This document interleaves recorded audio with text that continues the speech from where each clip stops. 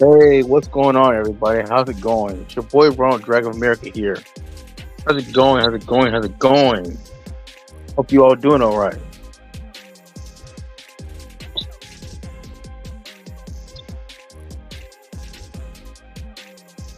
Hi, Jeremiah. How's it going, buddy?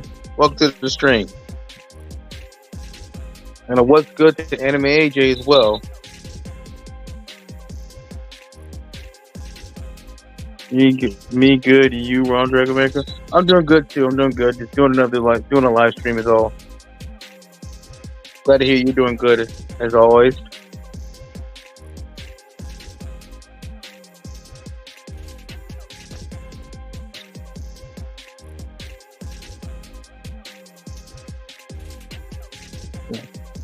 So today I'm going to be doing a Mortal Kombat 1 review slash rant because as you all know or haven't known, I recently played the Mortal Kombat 1 game, and my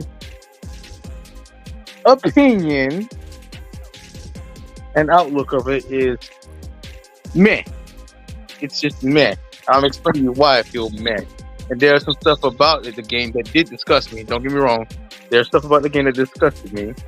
But there was some stuff about the game that did catch my attention and earned my approval, I guess you could say. Ahoy, Captain. How's it going? Thank you. Ahoy, can you hear me? Yeah, I can hear you, buddy. How's it going? Awesome. What's up? Awesome. Yeah, I was contemplating about posting this on another announcement for the live stream on Twitter, but I'm like, nah. Yeah, because the game was mad, so yeah, why go for it? Right. Yeah. But as I was saying, we're gonna kind of discuss and rant and review about the game. Because I mean, you were on the spectators of the game, weren't you? Like you were in the stream as I was streaming it. So you kind of start to set the story. I was there for the majority of the game. But you were there for all the BS and stuff. Again, I was there for the majority of the game from the beginning and stuff. So give me a second while I switch over on my stream. I'm going to bring everything live now. Alrighty. So then we're going to have these playing in the background. Hold on.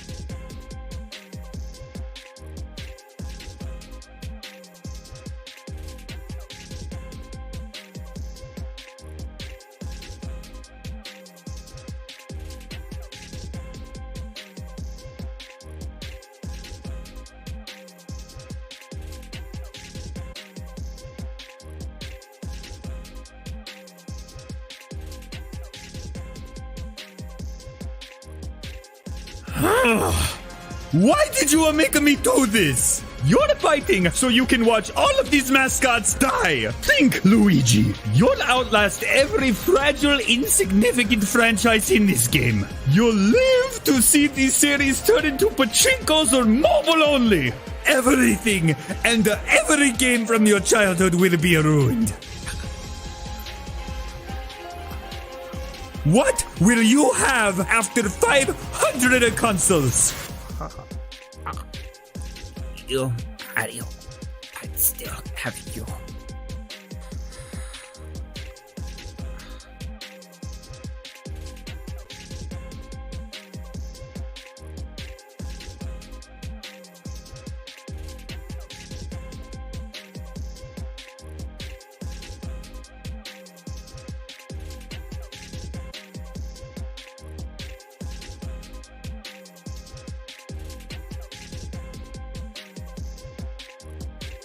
Ahoy, Ronnie D!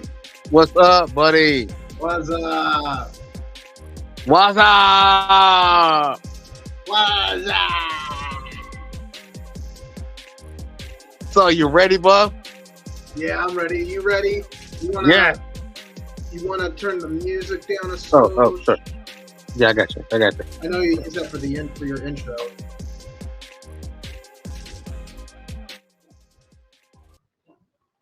Makes it easier to be able to hear you when you're talking. So I noticed the other day, yeah, you posted that you're going to do a review / rant on Mortal Kombat 1, and I remember sitting there for the majority of the game from the beginning, watching you play during the stream, and I'm like, I wasn't surprised when you made the announcement of this stream.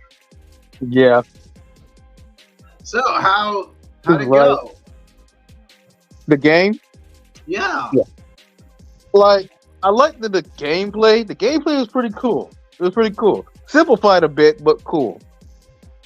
I'm not gonna give it an over top review like its previous counterpart. Mm-hmm.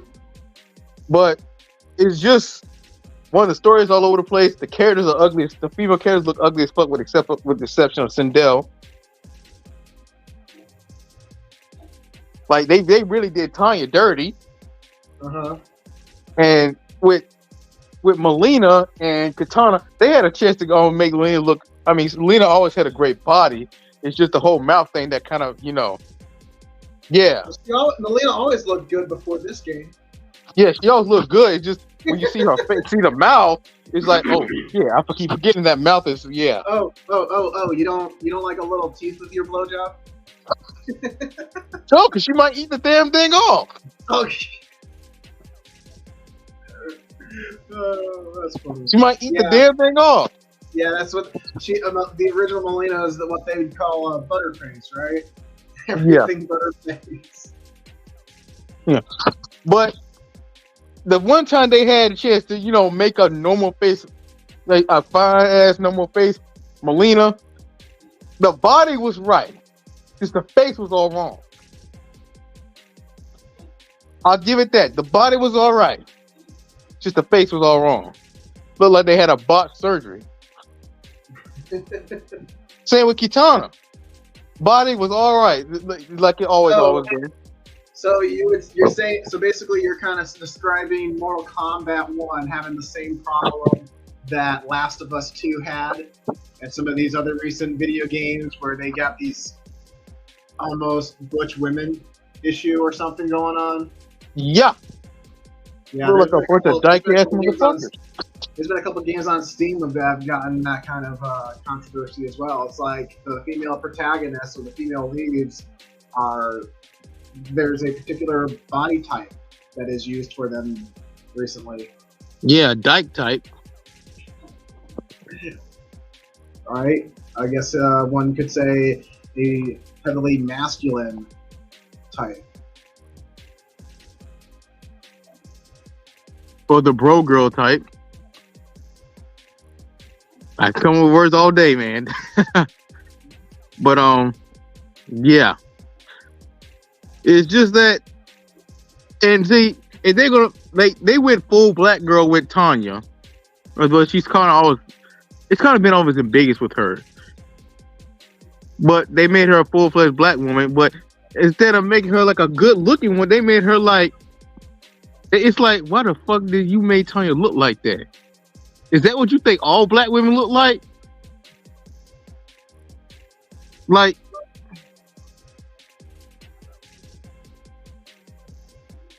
is that literally what you think a black woman looks like? You don't think they could be attractive? Like, come on. As much as black women get shafted in black games and in most video games, they're just now starting to get representation. You would think they would do a little better. Like, what black women? You as much as you open your mouth about representation and shit, why ain't you open your mouth about this? Well, isn't that the whole issue with the representation and the diversity and inclusion thing, is that they want to have characters, including black women, black female characters, to represent real life women. Yeah, but ain't no real life musicians. Yeah, so what do the majority of women in certain demographics look like? Heavy set, maybe? No. Well, if you look at the current generation now, black women, but my black women when I was growing up, well, mostly in high school. Right, but we're talking about a game. We're talking about a game that has elements of wokeism in it. I mean, if you look back at Tekken 7, Master Raven, a black female character, looks fine as fuck. Right. Well, that's Tekken though. But Tekken came out during, like, or at least in the beginning of the woke era. Right. So if they could do her right and still make her look attractive, but still fierce and tough, Why can't they just do that with other own black characters? Like, Oh, so y'all are just there, purposely making are them there ugly. are there woke story elements in Tekken 7? Not really. No, it pretty much has the same Right, base. so we're talking. So again, what we're getting at here is stay on the train with me here. Is that we're talking about Mortal Kombat 1, which has elements of wokeism written into it and coded into the design of the characters, especially the female characters that we're discussing, right? So Right. one of the elements of wokeism is to portray women or men in a realistic, modern sense, adhering to principles of inclusivity, diversity, and all that other mumbo jumbo. So, But then they had to make her look so butt ugly, bro. Well, that's the whole point of that. Look back at Last of Us Part 2. I don't want to think about that. That's what I'm getting at here. That was an issue. People were pointing out, oh, that's so woke, like all that stuff in that game, especially something like that. There was a lot of attention drawn to that, and people have been complaining for years, before and since, about female characters. Because one thing about wokeism is to take away the attractiveness of existing or previous popular female characters. And see, that leads me to think what they're gonna do to characters like Chun-Li, Mai Shiranui, various other Tekken characters. Well, see, hold up. Also, the reason why I brought up Tekken is because Tekken 8's gonna be dropping next year, the beginning of next year. Yeah, maybe you should wiki that shit and find out who's been part of the production and what the story's going to be about. Yeah, I already know pretty much the premise of the story because I play the game so faithfully. It's basically supposed to be that final battle between Kazuya and Jin. But from what I've seen of the characters so far, there's not much changes from the female characters. They still look really sexy, but more fierce. But it's not even. But I want to look at the story though. Right. So it's likely it's not been infected by wokeism. There's no production team that have hired writers and developers who adhere to an agenda, has it? Nope. From what I've seen, no. But I haven't played the story yet. That's what I'm saying. Like, I can't make an assumption on that yet. Oh, hey, Fire King X. I can't come at the moment. I'm going to the movies. Okay, cool, buddy. But anyway, back to what you were saying. So let's keep it back on track with Mortal Kombat 1, because that's what this this review and rant is about. So tell me and the rest of us here in the chat what happened with the story. I believe the last where I left off, because again I didn't watch all of it. As I mentioned, I only was there from the beginning and saw the majority of your playthrough during that stream, and I think it was sometime after Baraka and Reptile and that demon chick in the white outfit, and everybody was all together and they're in the capital, right? They're trying to they get there and then they take Queen Sindel. Oh, thank you, Black Wolf 87. Thank you. Sorry about that. I had to take. They get to show Sindel the torture room, right? Shang Tsung's lab.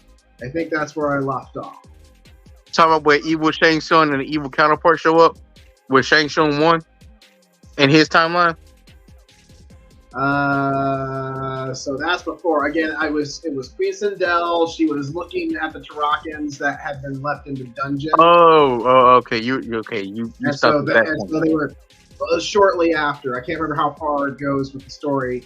Because I was like, basically these battles, that event was supposed to be the proof that Liu Kang, as the fire god of this timeline, this era, he is showing, he's proving to Sindel and her daughters that Shang Tsung had lied to her, and General Shao, aka Shao Kahn, before he becomes a Khan, he's revealed to be a traitor. Like Tanya's a traitor. Everything that was done to Melinda was exactly how our heroes had tried to warn them about. Well, Tanya wasn't exactly a traitor. She was just a dumbass willing participant. Okay, so she was fooled by Shang Tsung's lies as well? Yeah, in a sense. Okay. It's And mostly then because like she. who was the disgraced captain of the guard? No, it was like with May? Tanya. Yeah, Lee Was May. it Lee May? Yeah. Okay. So, with that fallout after those battles between, like, for example, I think it was Sindel and General Shao. After their battles, after that whole plot point is resolved in the game, what happened with Lee May, like, and her proving that she, proving her loyalty to the Queen and to Tanya, and Liu Kang proving that Shang Tsung had lied this whole time. Well, they confronted them in the throne room. She ends up having a fight with Melina and Katana. Sindel? And no. Lee May. Yes. Okay. Yes. And Yep. eventually, after the whole excursion, Melina's Tarakan disease was kicking in, Yep. and she managed to save her in time, which earned her back the loyalty of Sindel and the trust of Sindel. Yeah. And basically they patched things up, keeping it short, But also Shang Tsung has been exposed at this point because Lord Liu Kang has already proven his point that he's telling the truth, and also revealed that he recreated this universe for them, which they look at him as their creator, call him their creator, shit like that. Yeah, but so Liu Kang explained that he and the current holder of but he gave up the power of time, though. He gave Sindel the power of time? No, he explained that he can't do that stuff anymore because at the time he gave that up and gave that to He explained to her how they proved that somebody's interfering, right? So what's going on? How'd that plot development go? Yeah, it was revealed that it was actually not the Dinesh. The Dinesha chick I was talking about? Yeah, it was not Dinesha. It was on evil Shang Tsung, who in his timeline won the battle between him and Liu Kang. So we're talking about the game that this is because this is a sequel, right? Yeah. Yeah, it's a sequel to the previous Mortal Kombat 11. So this is technically 12, and what it is that the premise is that they're using the multiverse theory again. And they've got something like that. It's the multiverse stuff, just like in MCU. Basically, there are two different endings from the previous game. It either ends up with Liu Kang becoming a god and using the hourglass of time, or it's Shang Tsung who becomes a Titan. He becomes a god and becomes a Titan, just like the previous chick that they defeated, who you were talking about. Oh, hey, yeah, that's that one, Kronika or whatever. Yeah, Chronica. Yeah, but see, here's the thing, though. That was Shang Tsung who deceived a younger version of himself in this new timeline that Liu Kang created. Yeah. Yep. But here's the thing, though. Even though there was two timelines written no, there was more than two timelines created from that battle. Multiples, actually. There was multiples. Right. I'm just talking again. This is written based off how the premise of how the previous game. No, because that's part of the previous game. To beat Shang Tsung, they had to get other characters from other timelines. Yes. Basically, Liu Kang had one of the people he recruited was Kitana from the original. Yes. Timeline, the one that he had a relationship with. Yeah, but then they all go back to their original timelines, and everything gets restored. He resets everything in his current timeline. His actual timeline. The timeline that he's currently in is a separate one from the one he exists from. Right, he reset everything. It doesn't exist anymore. He basically remade that timeline, and that's the one that he's in. That he's been the protector of Earth from since after he gave up the hourglass. And then it's the Shang Tsung from the plot because you can either have Shang Tsung or Liu Kang become the victor at the end of the main story, the single player mode. He becomes a Titan. It's revealed that he's a Titan in this timeline now. He's from a timeline where he had won. It was, instead of Liu Kang that we see here, it was him. and he is trying to take over this realm, this timeline, that is. And there are, again, Well, no, he's not. there are other timelines or other eras that are similar to this because of what Liu Kang did, because again of the events and the characters that were involved are pulled from alternate realities, alternate universes into the previous game's events. It's like this what do you call it, ripple effect. Well, actually, he was trying to destroy the timeline. He didn't care about taking it over. He just wanted to destroy it because Liu Kang existed in it. Yeah, take it out because because Shang Tsung. Not like I didn't like wipe it out. He just wanted to destroy it. Period. Yeah, that's and be the last one standing. Yes, but and his point was to eventually go after the next universe. Every other alternate timeline that would have been a result of the events of the previous game, he was going to go after them one by one. Because I'm guessing you don't know about the alternate ending, do you? I haven't done it yet.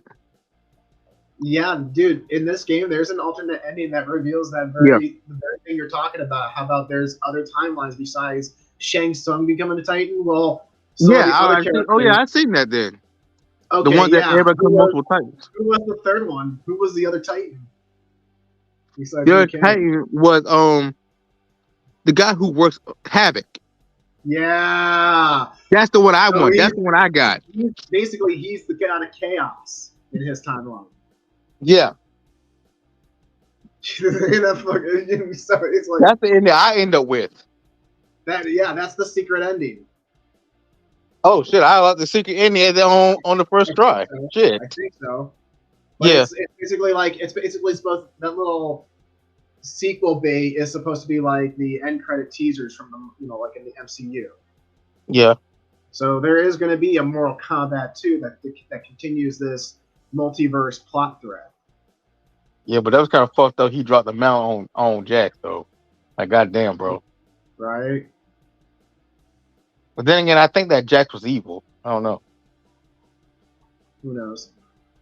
Again, different timelines. Yeah, but he recruited the Kitana from the original from the Mortal Kombat 11 timeline. Because apparently, from how it's coming out is that the one in Mortal Kombat 11 and so forth. Yes, the game is a sequel to that, but timeline wise, the timelines are two different ones. Well, it's just this timeline is just the one that, again, the only thing that has or connects this timeline with the previous game is Liu Kang. Is that it's the Liu Kang from the previous game? Yeah, that's all it is. Just like he recruited the Kitana from that. His Shang Tsung is the one who's trying to destroy his universe, his timeline that he created. Right. Yeah. And then there are others, and of course, I believe I don't know how. Bro, let me tell you though, when it comes to the multiverse, Scorpion is getting an extended play, and it's not the Scorpion from this Liu Kang's timeline that he created. Talking about the one that's supposed to deal with all his traitorous Sub-Zero brother. That was in this timeline. The ones working for Liu Kang. No, I'm talking about a different universe of Scorpion. Oh, okay. Because I wanted to touch on the one that I don't know why they touch on. I guess they're gonna do expansion on that where where the Sub-Zero in this universe, Liu Kang's universe, basically becomes the bad guy and betrays the ways of the father's teacher and reveals that he killed their father. He let their father die. Right, I was there for that. So Scorpion, actually being the most moral and the good guy, chose to go against it and start the Shirai Ryu. Yep. Along with Smoke. The guys who usually play the bad guys are the good guys. Right, they did. There's another woke trope. Yeah. But the guy who usually is in the line of neutral / good guy is the bad guy. Right. Well, I mean, Sub-Zero has been in a bad guy role before, but that's a movie. Again, that's character. They're breaking down the characters. It's postmodern breakdown, deconstruction. Right. But what kind of pissed me off? It's like writing it would be like the equivalent of making Gandalf a villain. Like, oh hey, what if he did take the ring and making a movie off of that? That would just defeat the whole purpose of his character in the original story. It's a postmodern. It'd be bastardizing his character. Exactly. That's what in the franchise itself. That's what character deconstruction or postmodern deconstruction is about in writing and yeah. But to be fair, I kind of was cool with it though when it comes to Sub-Zero, Scorpion being the good guy. It's an interesting thing that you can use to, like when it's done right. Yeah, it's just an overused trope now. Yeah, but in a sense, Scorpion has been geared towards that as in later games. In most cases, he was always basically a neutral character. Though bad sometimes, he's been neutral most games. But if you look at the current games, he's more towards the good guy side. Right. There's what you So have, that's why I didn't mind it. The anti-hero and the anti-villain characters, yes, like when it comes to Scorpion, having been in certain plots mostly written as a misunderstood character, yeah, he can be put into the villain or category or anything leaning toward that per se. Because it's going to be I believe, I think it's the original Scorpion who's going to be in the extended content. Okay. He comes to this universe, I think. Yeah, that's what's up. Yeah. And so basically he's like, think Doctor Strange and the Multiverse of Madness, where all Scorpion apparently will be doing something similar. He's going to go from one universe to the next to help. Basically, there's this whole thing with that thing with Havoc. It's going to lead. It'd be cool if they play on it, but it would be cool. It's supposed to lead to a multiverse war, right? So Liu Kang is the god of a universe. Havoc is the god of a universe. Shang Tsung is a Titan. Like, there's different characters who are going to be Titans of their own universes. And the whole Shang Tsung's gone though. He's gone though. Now he's gone, and Havoc's like, yeah, that went down too quick. Let's make this next one last longer. He's gonna. So think of it not just as a tournament. You know how in the universes, like Earth Realm has a tournament against Outlaw, and et cetera, et cetera. You already have different dimensions in a single universe. Well, now they're going, well, hey, let's take that concept with the Mortal Kombat tournaments between different realms. Now they're going to have it between different universes, basically doing the best of the best from their different realms in each universe. Yeah, because like they kind of already had that little miniature multi-dimensional battle at near the end of the series where you saw a whole bunch of yeah, but that was in this particular universe timeline. And then Liu Kang in this story reset everything. But of course, there are others who are at the same level as him from that original universe. So basically, think of it that this is the same universe, but now they've split it off into, say the realms, right? When they're having the Mortal Kombat tournaments, right? There's seven different realms. Well, now we've got 7 different multiple timelines of one universe, and each of those timelines, again, here we're talking like the Titan version of Liu Kang, Shang Tsung, and Havoc, each have control of, like, they're their own timelines with multiple different realms, and it's all part of the same universe. So they're going from one to the step to the next, and they're trying, like, dude, this shit is going to get Gurren Lagann ending big if they do it right. Basically, Mortal Kombat's going multiversal. Multi-dimensional. Or dimensional. It'd be cool if they go multiversal though. Like you go from being, oh hey, they're 6 foot tall fighters and characters, then think of them facing off. Like Liu Kang, in my opinion, is more like he projected 15 foot. He projected himself like he was 15 feet tall, but he was the same height as Sindel, equivalent height to like Sindel and all the other characters. But he just had that. I guess it was just the glow from his eyes, but he had that projection that he was just bigger than everybody else in this timeline. Yeah. I was like, dude, Liu Kang is Raiden now. And then to see Raiden being like In a way, Liu he's a Kang, better god than Raiden.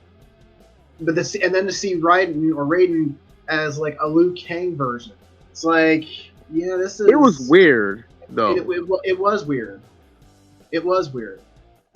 But then, of course, to get to see him, because I don't recall. Is it Kung Lao with the metal hat? Yeah, Kung Lao. Yeah. Oh, To make the ahoy, metal rowing makeshift hat. onto the avenue. Yes, and of course, it was interesting how they did the battles in the beginning. They introduced Smoke, Sub-Zero, Scorpion as a team. They revealed that their brothers. teacher was actually working for Liu Kang, the god, the fire god Liu Kang, and that this was it's like, oh well, he kept his fingers in everybody's pie after the events of the last game. Yeah. But you say what got me is that And he they made. get to train. They get to train at the Shaolin Temple. So you got Raiden, Liu Kang, Kung Lao, Johnny Cage, and Well, we were Sonya. Kenshi. You got four monks, from different places around the world training the Shaolin Temple under the fire god Liu Kang. And I'm like, this is almost like a role reversal between Liu Kang and Raiden from the movie. True.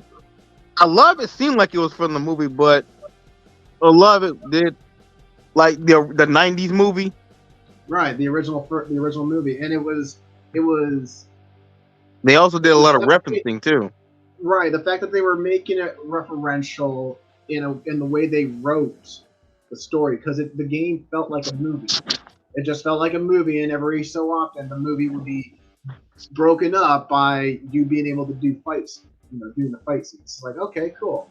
It really did come across like they were trying to make it like a movie. And I'm like, yeah, and then we get through the stream, and I'm just like, I was picking up subtle woke vibes, and I'm like, oh Yeah. shit. I'm like, oh shit. This is an example. I've been telling you about. I was telling Ruby about it, that they were, when it came to the woke agenda, these writers out there and storytellers would who are part of it or promoting it or advocating it, they would double down on their writing on how to present a well-written story with those elements in it.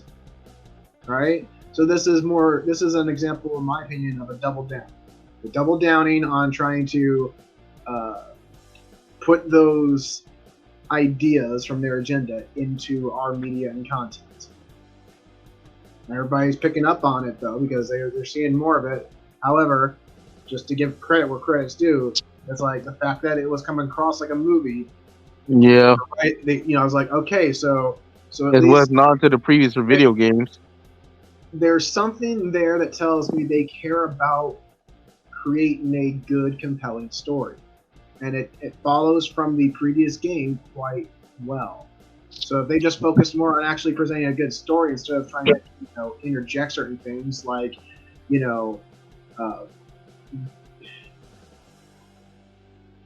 there were certain elements that were like, okay, yeah, that's good, you make that like Melina having an illicit secret affair With Tanya. either way, her and her sister warning her, yet not actually, in the confusion between them, their conflict was that Melina thinks that her sister opposed it altogether because of what kind of relationship it was, and it's just like, no, you don't want to give, it's like, just play it cool because she was making it too obvious. It's like, And plus, you already had a lot of stuff to deal with. That right there, it doesn't have anything to do with her identity per se, but it offers a good way of introducing some form, that kind of conflict for characters to explore in the story and have it plot relevant. Because Melina was considered the heir apparent. She is the next in line. So when she, per the new, the new timeline's rules in the Mortal Kombat tournament between Outworld and Earthrealm, the heir is the one who fights Earthrealm's champion. So when Melina didn't show up to fight in the final battle against Raiden, it drew Liu Kang's suspicion. Well, and I was like, that's a good hook. That's a good hook. You know, all these little character exchanges and interactions provide good opportunities for conflict and miscommunication, misunderstandings between certain factions and certain characters as per the plot. So everything, one action and one choice, one thing here, it was all driving the narrative forward in a meaningful way. And that's one thing about when it comes to writing and storytelling is something to focus on. You know, no more, no other unnecessary distractions. But then when you get, that one scene, what was it? Johnny Cage said, "You bitch," and everybody was like, "Whoa!" And he was talking to Tanya. Yeah. Yeah. So imagine if he called her ugly bitch. Everything we've just been talking about, everything you've been bringing up about Tanya and everything else regarding the game, it's like, think about that for a minute. Why would they do that? Like, they're having Johnny Cage cuss out Tanya. And in the scene, she was right next to Melina, too. Remember? Because they're trying to say Melina from... the Tarkatan disease? Yeah, they think that Shang Tsung was injecting her, infecting her intentionally, when really... Yeah. As per his little trick and lying scheme, he was in a sort of way controlling her infection directly. Yeah, it was just like, it was interesting. It's like, what was the choice behind writing that scene and that line of dialogue, and intentionally write it so that he comes off as cringy, Yeah. And he's like, oh yeah, it's from that movie, with the aliens. And it's like, yeah, I guess you could say that, it's like, that was one thing that made this Johnny Cage interesting, was that, being an actor, a Hollywood actor type. Like they show more of his career. Right, and they can actually use that to, and that was another thing about that reminded me of the live action movie from back in the 90s. It's like, oh, this Johnny Cage is an actor. It's interesting that they made him a Jean-Claude type, he's a martial arts actor kind of thing. I mean, those were pretty common back in those days, definitely. Right, and they're still common these days too. It's just that, it's like, I get that it's a good way to, especially with his, as a character and his background, to incorporate, references to movies and such. It would have just been nice if they had focused more on, like, the Mortal Kombat movie or the Mortal Kombat stories outside of that game, instead of, I didn't... Really, all he did was name drop and reference old spinoffs and the other games. Yeah, the fact that they had Deadly Alliance and Armageddon. Right, it was cool, like how they had Johnny Cage when they introduced him. He's doing a scene for a movie, right? Like Indiana Jones style. And it's like, okay, cool. But then, I mean, that's one way you can make references to other movies outside of the Mortal Kombat stuff, right? But the way that they wrote the scene with him referencing aliens and going, "You bitch," it's like that one seemed a bit forced. It's like it didn't feel natural with the Mortal Kombat lore. Like they trying to do too much.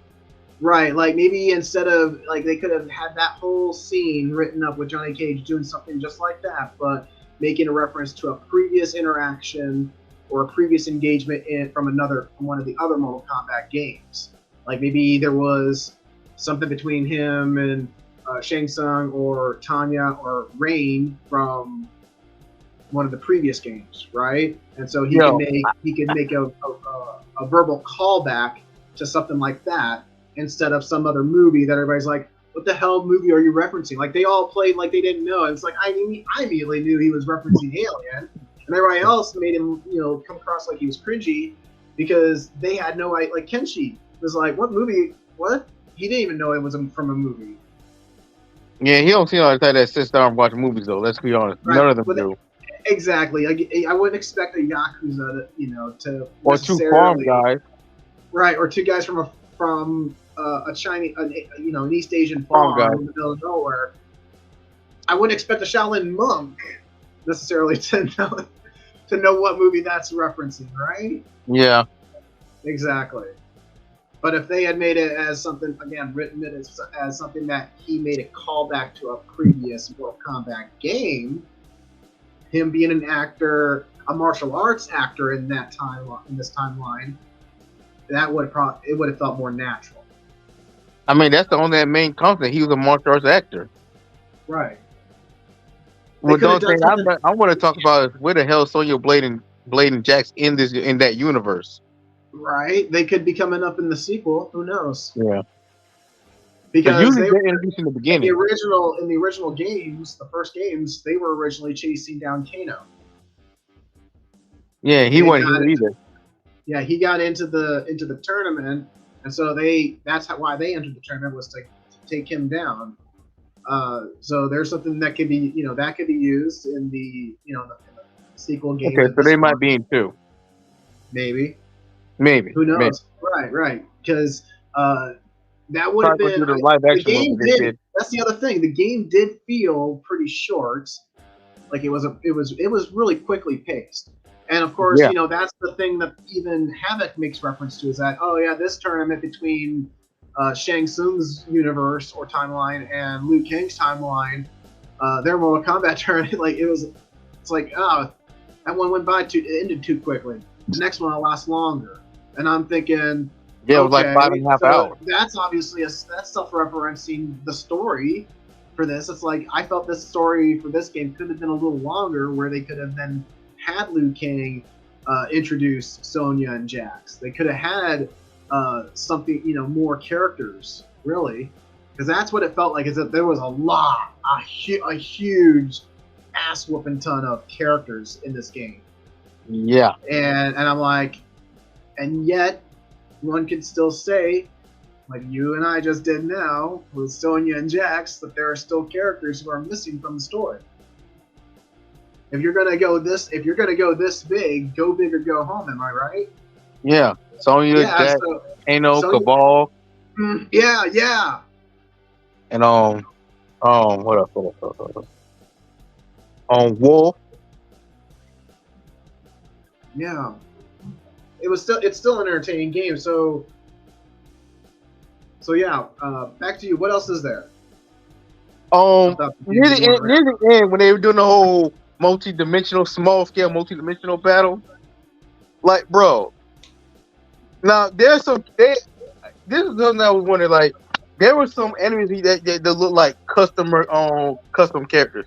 Custom character design. They were doing palette swaps for certain characters. Yeah, mostly gender swaps. Okay, so what? There was a female Johnny Cage. Yep, female Johnny Cage, female Scorpion, female Sub-Zero, female. What else? Female, I think a female Raiden. Some of them were gods. And then there was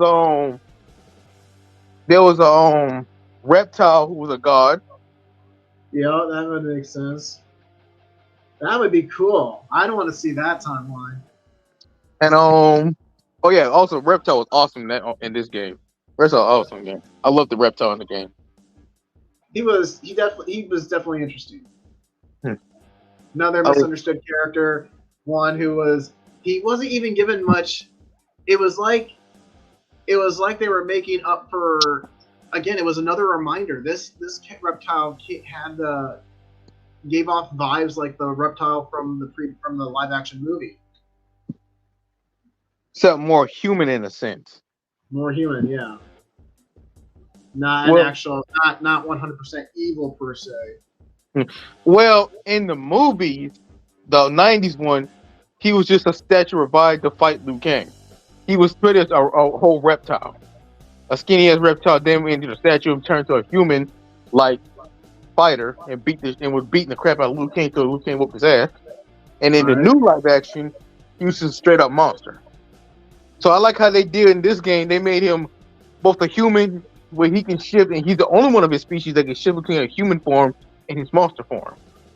Right? Maybe he's the only sorcerer of his species, because the sorcerer, remember Shang Tsung of this timeline, of Liu Kang's timeline, he was able to use it, his ability as a sorcerer to make himself look young or old, like change his appearance. And he definitely, I almost like, are they trying to make him sound, or is it the same actor from the live action movie? No, they're trying to make it sound like this. They're trying to make him sound like he definitely sounded like they were trying to make it. Like he was trying to come across and speak like him. Definitely had the look and came off across as like, the Shang Tsung from the movie with all the elements of the first 3 games. Like, I'm not for certain if it was the same actor who they based the DLC version off of. Right. Of Mortal Kombat 11. It could have been, but it felt like they were trying to force the the voice, the sound, and that mannerism and all that stuff to make him sound like that Shang Tsung. Right.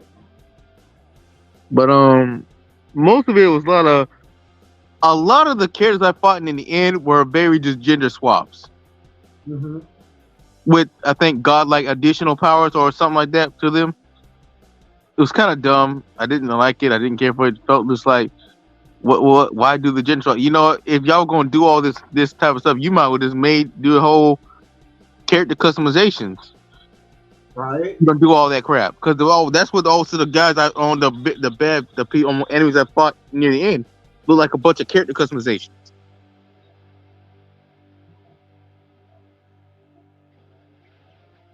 And there's one where you fight. Ever allow players to create their own character for the tournament? There were some games that did that.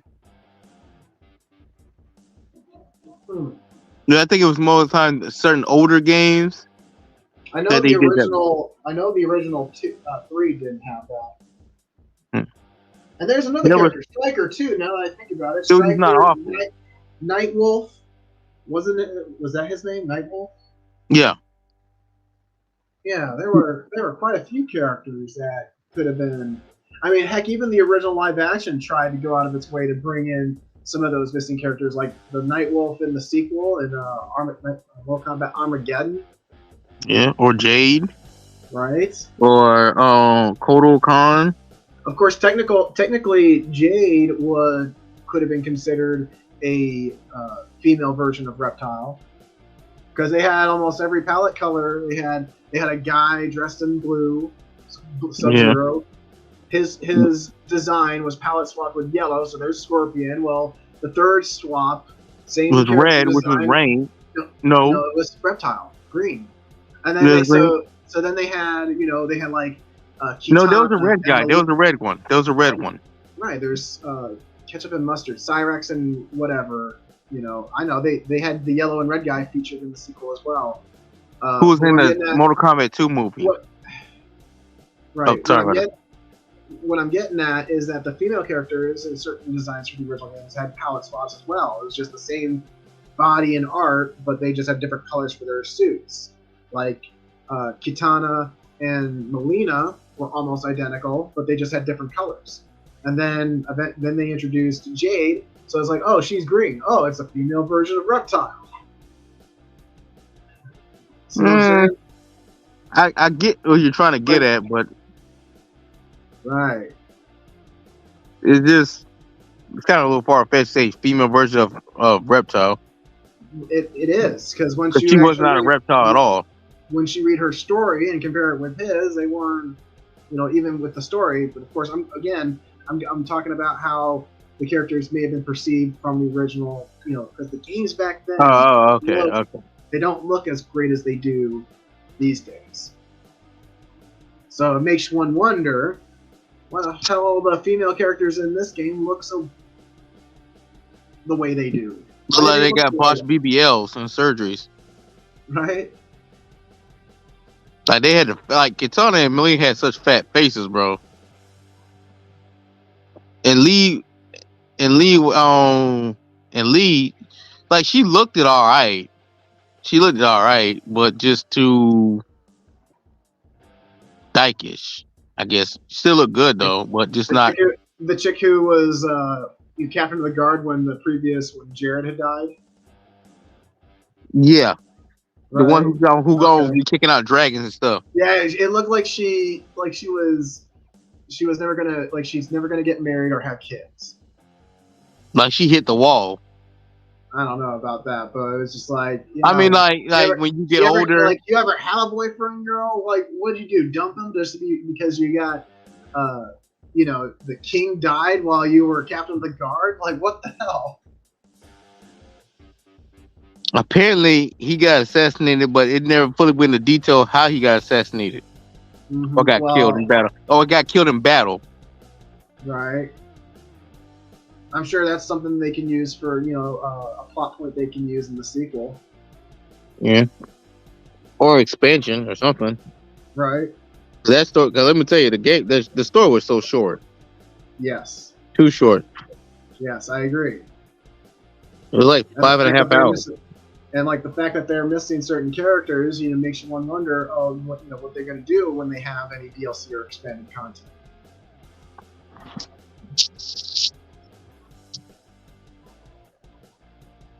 Right. I'm confident there will be a Mortal Kombat 2. Why else would they call this 1? Right. So it definitely fell short. It was going by real quick. I was only able to watch most of the game though. Yeah. See, I was thinking that this is why I originally called it part 1, because I thought it was gonna be long. Right. I won't be able to finish the whole thing. Oh, hello, Tommy Dead Horse. Ahoy!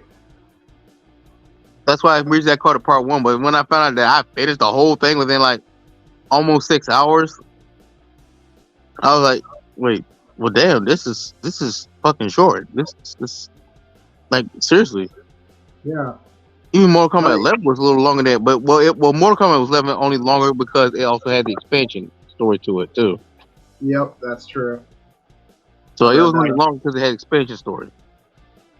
I mean, heck, I played the original Gears of War, and it was only 8 hours long, and I was like, wow, that's short. What the heck? Kind of expected something more. I mean, it was fun, and that's why it was just like, when it was over, it just felt like it was too quick. Right. So yeah, even a Mega Man game lasts longer than that. Dragon Ball Xenoverse lasts longer than that. True. And you can select what storylines and sagas to play through.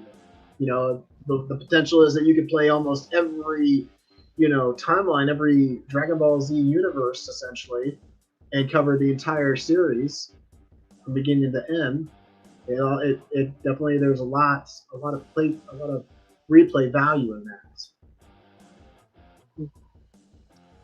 Having a longer story, having the option for longer stories and plot development to actually participate. Because the cool thing about Xenoverse, as an example in this conversation, is that you create a custom character who goes back in time to revisit certain events from the DBZ universe. And because you're going to you're basically influencing time and essentially visiting different timelines, it's it's another aspect of multiverse theory. Gotcha. But with that said, multiverse, using the way they use it with games like that and a lot of Japanese media and entertainment, is that it does, it's not just, there are examples of how to use it with the plot and writing in a good way. I do think that Mortal Kombat 1 has a good idea by expanding, because everything was this is all a continuation of the events from that Chronica caused in Mortal Kombat 11, So yeah, that aspect of storytelling and writing is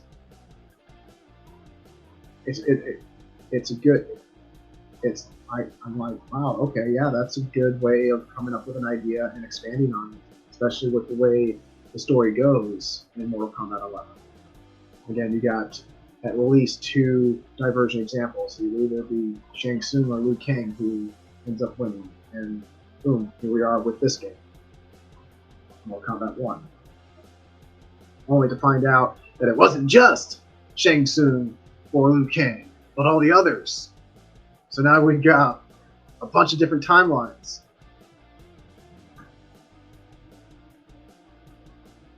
A bunch of different timelines. And Yep. what the funny thing is that I just want to say is that a lot of the characters in this universe, in the Liu Kang universe timeline, some were all right, some were pretty good, darn good, but there are some who used to be awesome but became underwhelming, Yeah. like Goro. Goro was pretty underwhelming in the timeline in the game. He didn't get a lot of screen presence, did he? Not too much, but he was kind of like that one of the final bosses in the tournament type thing. Okay.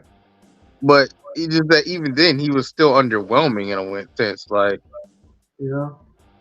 Did Shiva make an appearance?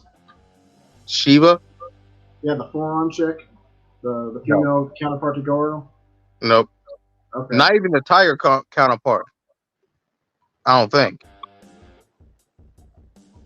I don't remember. I can't remember what. I just know she's got 4 arms as well. Yeah, because like there's the female version. There's a female on Goro species. Because see, the Goro species has 2 different species. There's the dragons, which is Goro and Shiva, and there's the tigers, which are the sub beings under the tiger. And he wasn't even in that one either. But Motaro was there. Yep. And Kenshi, do you remember how the original Kenshi got his own became blind and got his origin story? No. Cause I'm trying to remember, like I know he was blind, but I never showed how he lost his eyesight. Yeah. And that he had telepathy. So now they come up with a way of how he lost his eyesight in this story. Yeah, getting stabbed in the eye by Tarkatan J. Melina. Yep. And it looked pretty awful. And the way the design of the sky is going into his eyes, didn't look realistic. It's like those sighs went down through his eye sockets and into the back of his molars. Like that guy should no. He should be dead. He should be bleeding out. Like that's how deep those sighs went. They weren't short. They were not short. It'd be one thing if more, because it looked like they were pretty deep in there. The central blade on those sides. Yeah. It makes sense if it, like maybe just the tips of them were in there, and he managed to hold back the rest. Because if she pushed any further, she'd be entering his brain cavity. Exactly. Especially that deep. That's why I wondered, how are you alive, dude? Yeah, his freaking medulla oblongata should have been pierced or punctured. He should have those size. They should have been all the way through the back of his molars and into the back of his throat. Like that's how. Like no way he could have survived that in real life. That's what I'm saying. This is typical Mortal Kombat physics. But they could have. Yeah, it could. Again, they could have. They could have done it a different way to make it more realistic, or have her slash at him with both sides so that they come out and they arc and slash his eyes out. Yeah, but they want to go for the intense, more gory look, but didn't get it all the way, or make it look more realistic. Well, I mean, with the violence and stuff that's even present in that game, I don't understand why they couldn't have done, a trope with the tip of the size, arcing out, slashing through his eyeballs, catching his eyelids, slashing through his eyelids, catching his eyeballs, and literally ripping them out by the roots. Yeah, like that it'd be understandable because it's video game physics. Because in real life, the eyeball wouldn't have the surface tension to withstand it just ripped right through one end of the eyeball to the other. But I mean, like you could think of like you poke grapes and like pop like that, but But it's just And, that the difference is that when the and difference like between that could have been gory and horrific and like, oh hey, yeah, it's Mortal Kombat. We just had his eye get pulled out with a pair of sais and the roots are flying out too. but just that It would be more because in that way it would be a little more believable that he could survive the bleed. Because again, it was. Oh God! It's like, how was he Mortal even Kombat has always kept that difference between the storyline depth and the fatality fighting depths. They always kept it, pretty simplified and directed. It was Like- interesting because the way they did that scene, it was like it was an in-movie fatality. It was like they were, like when you do a fatality in the games and they give you all those cinematic shots and X-ray cutaways. It felt like you were getting that kind of experience in the story, in the full motion video story scenes, right? So it's like, oh hey, it's almost like you're watching the game as a movie. Because the graphics, it's like watching an animated CGI film. It's like something akin to that. It's like, wow, that's because there's a difference between those cutscenes and the actual video game fight scenes where you're actually doing the fights. Basically, watching the live action in a CGI form instead. So that's right there. That type of thought is why I wonder what's the point of turning video games like Mortal Kombat into a live action movie or adaptation. You got the experience right there. Just go with that.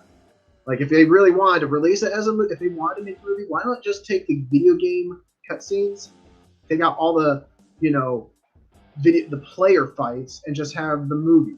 Release that as a film. They couldn't charge us $60 for it though. Right. I mean, I'm glad I got mine at the price I did. At least I ain't paying no full price. All right, so it'd probably only be about maybe 2 to 3 hours long, if less. Because again, most of the time in the video game is where you're actually doing the fight battles between the characters yourself.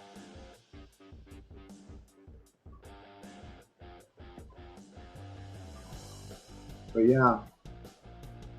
No, that's the one thing and that's what makes video games enjoyable, especially games like Mortal Kombat, is where you make out the game and the cutscenes to be like a movie because you want to tell a story, and that's what should be focused on, is telling the story.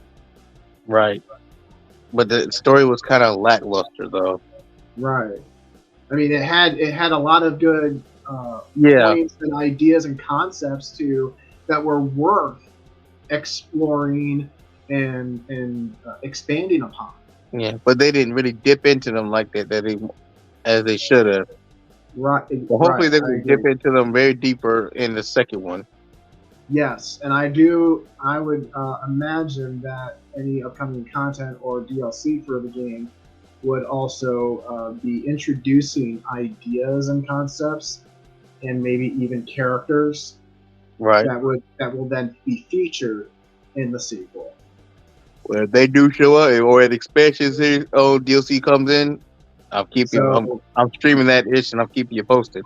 Nice. So yeah, what you can do, I think what some people can look forward to is female versions of some of our characters that we like.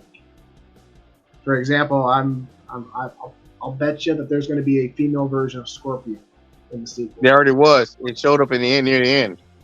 Yep. And Sub-Zero and etc. But I mean, it's going to be his wife from an alternate timeline. So that would make more sense. Whereas the events that his wife died or something, and he's he encounters a version from another timeline where instead of his wife dying, he died, and his wife is the one that takes on, becomes a Scorpion. Yeah. Basically, his wife ended up having training in the Shiryu with him. Right. So instead of just burying his children. Basically, there is a plot idea out there for Mortal Kombat that there will be that a male Scorpion and his wife are going to start the Shiryu plan. Like there's another alternate plot idea out there for that. Oh, the monster she's on the way here. All right. Oh, say it again. Yeah, I was just saying that they would likely or possibly explore the idea of the Shiryu clan being reformed by Scorpion and an alternate version of his wife. Oh, okay. That would be awesome. I hope either they can make it do it. I hope they either do it in the second one or do an expansion on that. Right. Because Yeah, again, I'm kind of pissed that they left that at a cliffhanger with the whole Sub-Zero becoming a bad guy, and they still they say they're going to start the Shiryu near the end in the storyline. Okay, so and then like y'all dealt with Shang Tsung, but what about Sub-Zero and Lin Kuei? You ain't gonna deal with them? You ain't gonna deal with them in the storyline? Like they could have kept the story going. Yeah, what about Havoc too? Exactly. Yeah.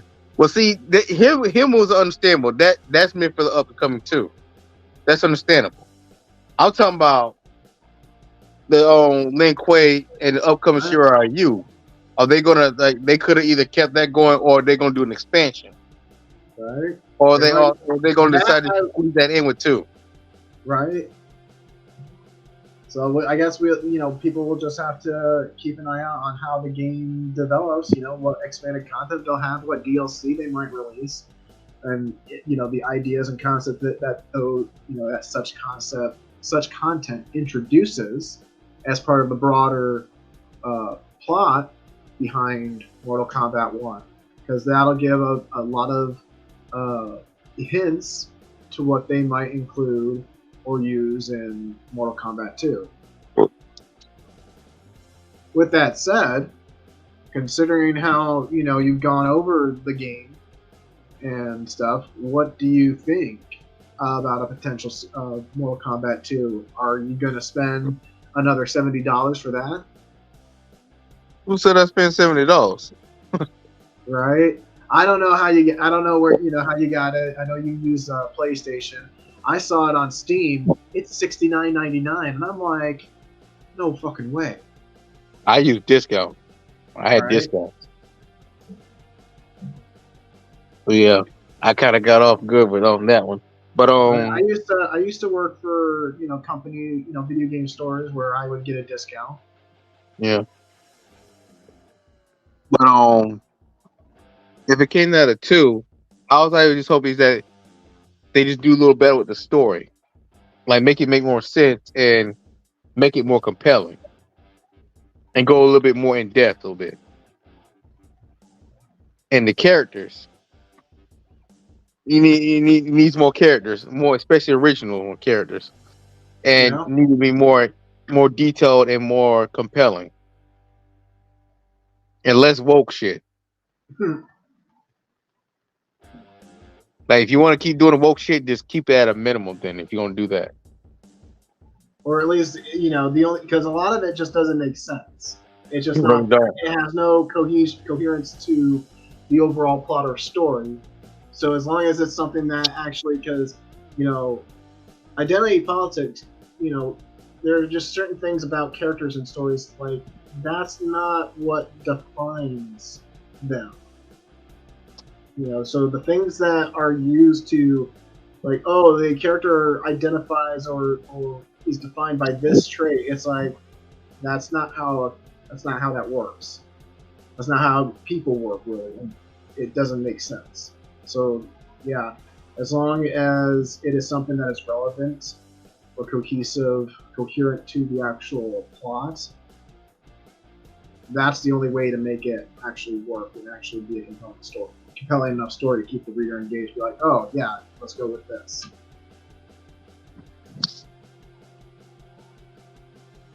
Well, would you get it? The second game? And the first? No, I'm not paying $70. I'm talking about if it was at a cheaper price. Right. It definitely looks. It's definitely something I'd play. I would try it. Like if a friend had it and it's like, hey, you want to come over and play Mortal Kombat? It's like, yeah, sure, okay. It's like, oh, it's this one. Yeah, sure. I'll give it a try. It definitely looks good, graphics, the CGI. I mean, the whole, again, even like the scene with Sindel, when they reveal, oh yeah, here's Shang Tsung's lab where he's torturing these sick people. It's like, it was definitely designed to come off like it was a movie.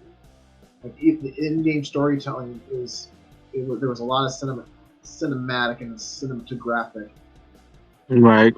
shots that were used.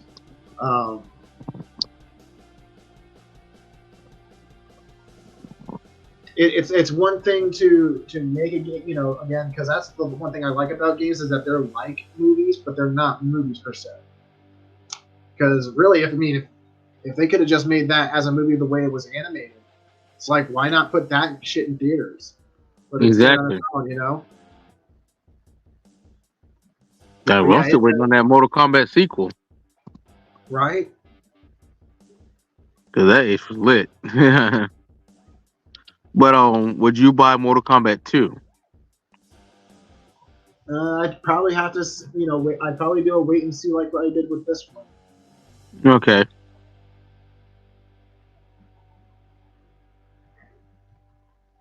But yeah, it's not something because I like fighting games. I just don't buy or play them enough. So like I've got the Dragon Ball Xenoverse. I've got I got a Mortal Kombat game. What was it? Mortal Kombat Complete.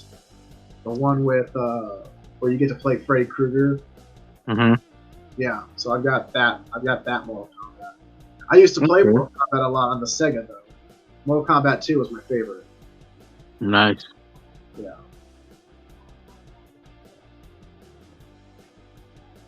But also how they made Quan Chi basically kind of human looking. Mm-hmm. But then show how he became Quan Chi with the gray skin and all that stuff. Yep, that was kind of cool. Again, it was like a lot of this was like, especially since it's this is the reset timeline that Liu Kang created as a god. That put Shang Tsung and Quan Chi in squalor while everybody just giving. So that they wouldn't relive and go through the same instant, but yet, no matter what, regardless of what he did or chose for them, they still became the characters we all know them as. Well, they only became that through the outside influence. There was the external influence, of course, but that is also a result of previous choices that Liu Kang was involved with. He helped co-create that. So regardless of his choices and how he tried to control his timeline as a fire god, Shang Tsung was on the same level as him and had his own universe. So Shang Tsung wouldn't have even gotten there if it hadn't been for, because they both exist because of each other. So essentially, it was just inevitable. There's no way. That would be an interesting thing for the follow-up games to this one could explore, is that no matter how you slice it, regardless of how these writers and developers for this game are going to present it, it's that the choices are leading everybody to be the same kind of characters that we all know them to be. There's Johnny Cage, there's Liu Kang, there's Raiden. One character is a god, and the character is no longer a god, etc. Like they still end up having or showing themselves to be just as capable. It's just interesting it definitely is interesting to explore the characters and their origins in the way that this story attempted. It's an interesting concept. I would give it that.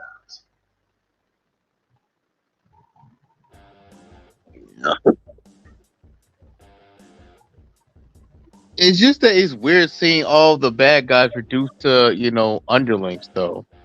Yes. Like I agree. Khan, Havoc. I think Havoc always been an underling in a way. And it was kind of weird seeing Khan being an underling. Were made off as underlings or were repackaged in different roles or positions in society compared to other characters. Like again in how Liu Kang explained to Sindel that she was essentially the wife to Shao Kahn, who was behind all the evil from his original timeline. Yeah. And that when he reset this timeline, he made Shao Kahn her loyal, subservient follower instead. She did it like I said, a role reversal. Where she is now the queen, the one who has the power. And yeah, the example is that, and the example is that, Shao Kahn, who was evil because he was male, we have his wife. Well, what if she was the one who was the ruler instead of him, and he was just some subservient general? Oh, well, now Outworld looks more peaceful under Queen Sindel compared to Shao Kahn in these two timelines. Well, technically, to be more precise, this is mostly because of the rule of the husband.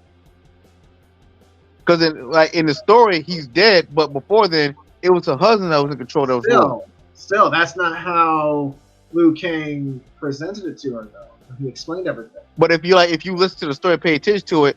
I'm not ignoring that. Yes, I acknowledge that Jared. We mentioned that Jared had died, but yeah, Jared was another character from the previous timeline who was.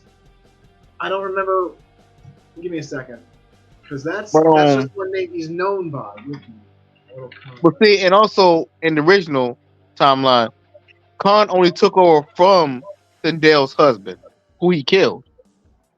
Right, and just like in another example, because it felt like a movie reference, they had, it's that Shao Kahn, took over and took her as his wife. Hello, gentlemen. What's up, Not the Yakuza? How's it going, buddy? Good, man. Ahoy!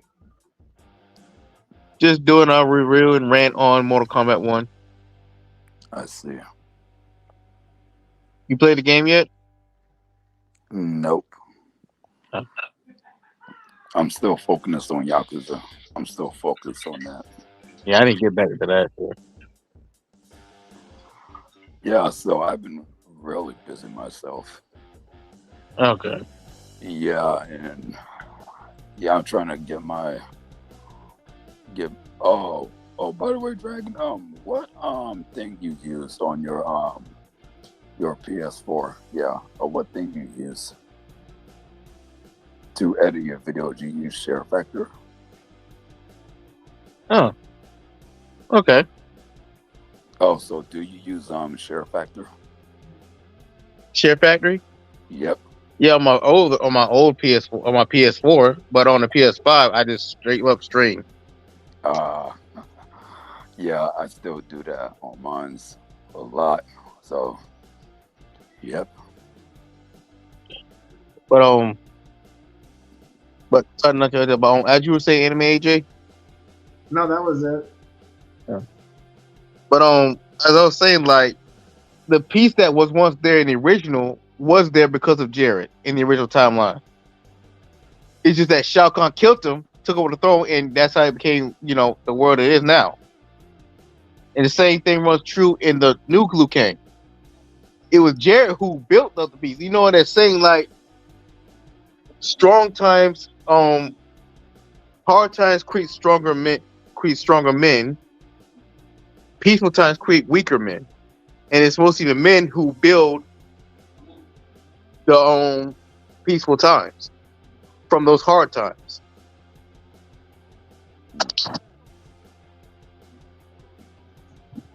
So if it's not for Jared, fighting in the battles and stuff like that, those peaceful times would not really truly be there. Like Sindel's ruling from the time that from all the work that Jared and others are under him, such as Khan, had put in the work they put in. Hence why in the story, like when he ended up dying in battle. Know what I'm saying? Hello? Yeah, I'm here. I'm listening. Oh. Like, because remember, she blames Sean Lee for her husband dying in battle. They're saying their peace was achieved because Jared was fighting in the wars and stuff like that. Yeah, she's maintaining that peace, but the peace that was there was there to begin, in a way, already there to begin with, because Jared, and with the help of General Khan and others under him, made that possible. So really, it wasn't because Sindel was in charge. It was most because the husband didn't get killed. Right, but that's not how Liu Kang presented it to her when he was trying to reveal the truth about Shang Tsung in the game. True. In the story, they when he was recounting the flashback scenes and whatnot to her, he presented it like this whole thing was her whole time. Her husband is dying. It comes across as if he had, like he's God. Everything was decreed by his will. Her husband dying was because of Liu Kang, essentially. But I just wish that Liu Kang was a little bit more. And Shao Kahn is now her loyal servant, wherein she used to be the loyal follower of him. That's how it was presented to her. That's very interesting.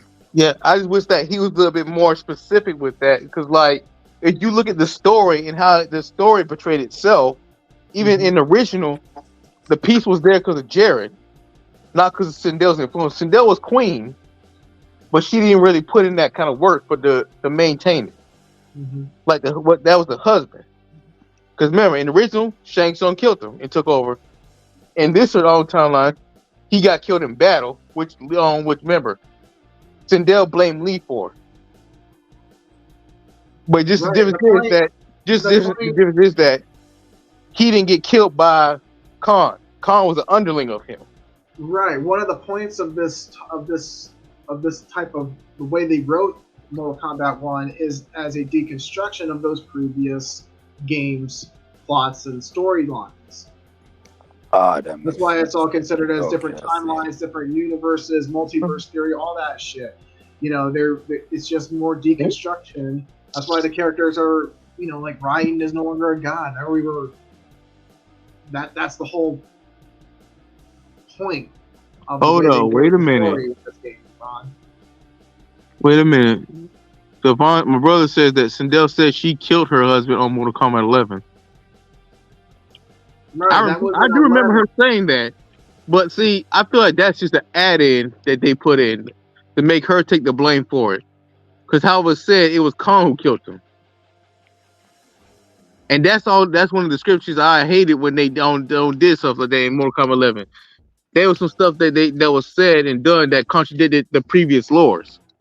And established now all those different lores, regardless if they contradict each other or not, are considered valid because they're alternate timelines, they're alternate universes now. Yeah. It's just that now you thinking like, hold up, did Sindel kill her husband or did Khan kill the husband? Now that's the confusing part.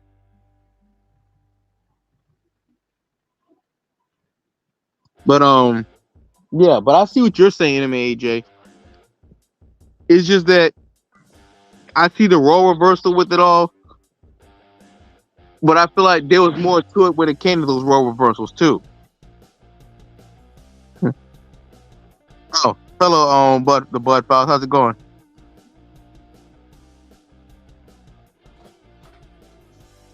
But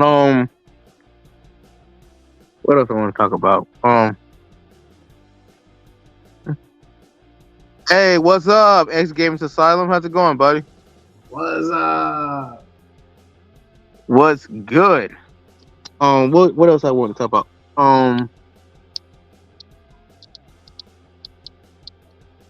Goddamn. Right. About back to Reptile though. It seemed like Reptile was more human than Reptile. When you look at his character. Well, yeah, he spent most of his time in the human form. Yeah. Oh, yo, what's up, King Sprint? Sorry about that. All right. But yeah, as I was saying, like it seemed like because I thought he was more human than Reptile. But I feel like that's because, like you said, he spent more time. He supposedly spent more time with humans. But if you look back, he had a whole family. And he claimed he was kicked out because of his ability to shapeshift, take it, being a reptile, what his true form was, and being able to take on a human guise or any other disguise. So he was kicked out, and yet he had a family. So apparently he had a wife and kid of some sort, and now they're dead. It's like, wait a minute, what? Definitely the he's got a tragic hero backstory. Yeah, I felt bad for the guy, and all the others, I always kind of sort of hated Shang Tsung because he did fucked up shit to people, but I kind of especially hated this Shang Tsung more, to some extent. Why? He was basically your basic asshole like Shang Tsung was. Are you talking Liu Kang Shang Tsung, or are you talking about Titan Shang Tsung? Liu Kang Shang Tsung. Okay. Yeah, he was your basic asshole Shang Tsung, but it's just that he's also kind of annoying too, in a sense. His greed was made manifest because he was tempted by an alternate version of himself. Yep. But the alternate version, like, I ain't gonna lie to you, the whole twist of Denisha being Titan Shang Tsung was kind of a surprise. It did surprise the shit out of me. I'm glad I kept secret then, because I'd already read up on the game before watching also while watching your stream. Yeah. But I kept silent because I was like, nah, man, he's got to enjoy this. This sounds pretty good, and I want to watch him play. There was a point I thought about looking ahead. I said, no, I'm gonna let the game surprise me. Because that was an interesting. The way they wrote that, I was like, okay, that's actually a good way of doing that kind of, you want to present it that way because it's a good idea, right? They're taking on that, they're playing with the trope from most video games, most fighter games, where you don't know what the events are after. It's like, oh, hey, this character was the winner of the Mortal Kombat tournaments, or this character was. So they're going off on 11. The ending was that it's either Liu Kang or Shang Tsung who win. And so now they were going, oh yeah, well, this is a continuation where Liu Kang was the one who wins, and he becomes the protector of time and resets everything. And they present his nemesis was literally the Shang Tsung he faced off against from the previous game, yet it was a version of him where he had won instead of Liu Kang. So that Shang Tsung became the protector of time. Or the ruler of time. That's right. Simply. Ruler of time. I wouldn't call it protector. Well, he got the hourglass of time. Yeah. Yeah. That's a pretty scary. Yeah, that's an interesting way. See, I learned that if you destroy the hourglass of whatever timeline, that timeline is gone for good. Yes. I said, okay, well, that gives more significance to that hourglass and raises the stakes. I like that. Yep. And of course, that just makes one wonder. It's like, wait a minute, because this is a result of Chronica. The way this game explained it was that she was in control of, she would reset everything when the timeline didn't meet her goal. She was countlessly resetting universes over and over. So was there an alternate version of her? Right? Were there alternate universes or timelines where it wasn't Chronica doing that, but someone else? Who knows? It's just that makes you wonder. Right. Well, that would then retcon everything before, with regarding that story and before it. It'd be too convoluted. Wait, I just thought of something that just came to me now. Also, all those other multi-dimensions, what if they were a result of Chronica doing all that? Not what Liu Kang did, but what Chronica was doing before it got to the own way it is. Right. Because remember, she said she was resetting and stuff and trying to make a peaceful timeline, like, right? Or universe. If the universe. Universe, yeah. and she kept Right. repeating. What if all those other multiverses were the result of all that? Exactly. I just thought of that. Just came to me. What if she was one doing it, not Liu Kang? Liu Kang's on resulted in the two split ones that resulted in his timeline, his own Exactly. timeline, and Shang Because Tsung's own. because again, when they in this game, people were familiar with the previous games would look at her and be like, "Oh, hey, Chronica's back," but how is that possible? Because she died in the previous game. Oh, King's Princess didn't play the game, watched cutscenes out of curiosity. Why didn't they jump Shang Tsung and beat him up? Then fix the hourglass instead of doing what they did? Because they had to make sure the hourglass was completely fixed. Because if he destroyed the hourglass, it's done over them. Mm-hmm. They had to make sure the hourglass was repaired. That's why.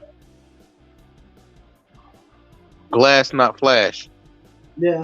Yeah, you caught that. I saw you. You read that, and I'm like, oh wow, he got it too. Okay, I ain't gonna lie, that's a good one. And he just finished Sonic Frontier, updated to 3 for Sonic Frontiers, now showing enjoying the stream. Cool. And Ace Games decides that this MK story is a different timeline. Yeah. Mm-hmm.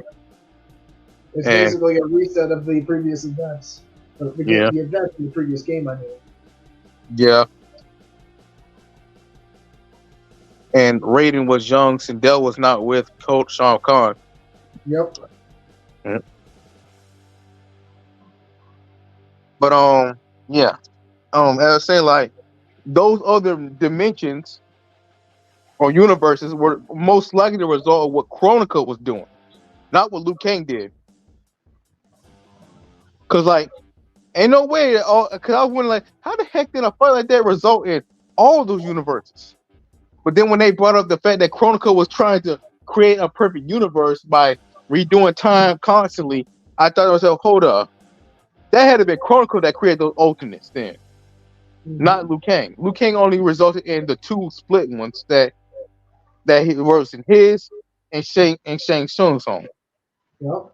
While leaving his original one on by itself led by Kitana. Because Kitana is in the original one. Right. Again, in the original timeline, from the event as per the events of 11, it's gone now. Liu Kang is the only one left from his timeline. So, and of course, we now know. Well, then hold on. If that's gone, then how come that Kitana went back? Shang Tsung was the counter to Liu Kang. Of course, that's why they feature them as they reveal Shang Tsung, Titan Shang Tsung, as the nemesis to Liu Kang.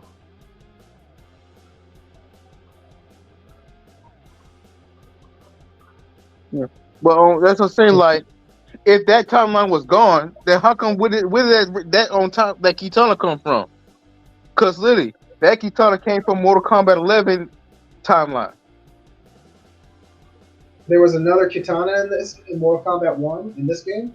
Again, remember, I didn't watch the whole game. Yeah, that's what I've been trying to tell you. Like, when he brought back people from other timelines, he brought the Kitana from that original timeline, the Mortal Kombat 11, the original one. As I said, the original one was still there. Liu Kang's own is a separate one.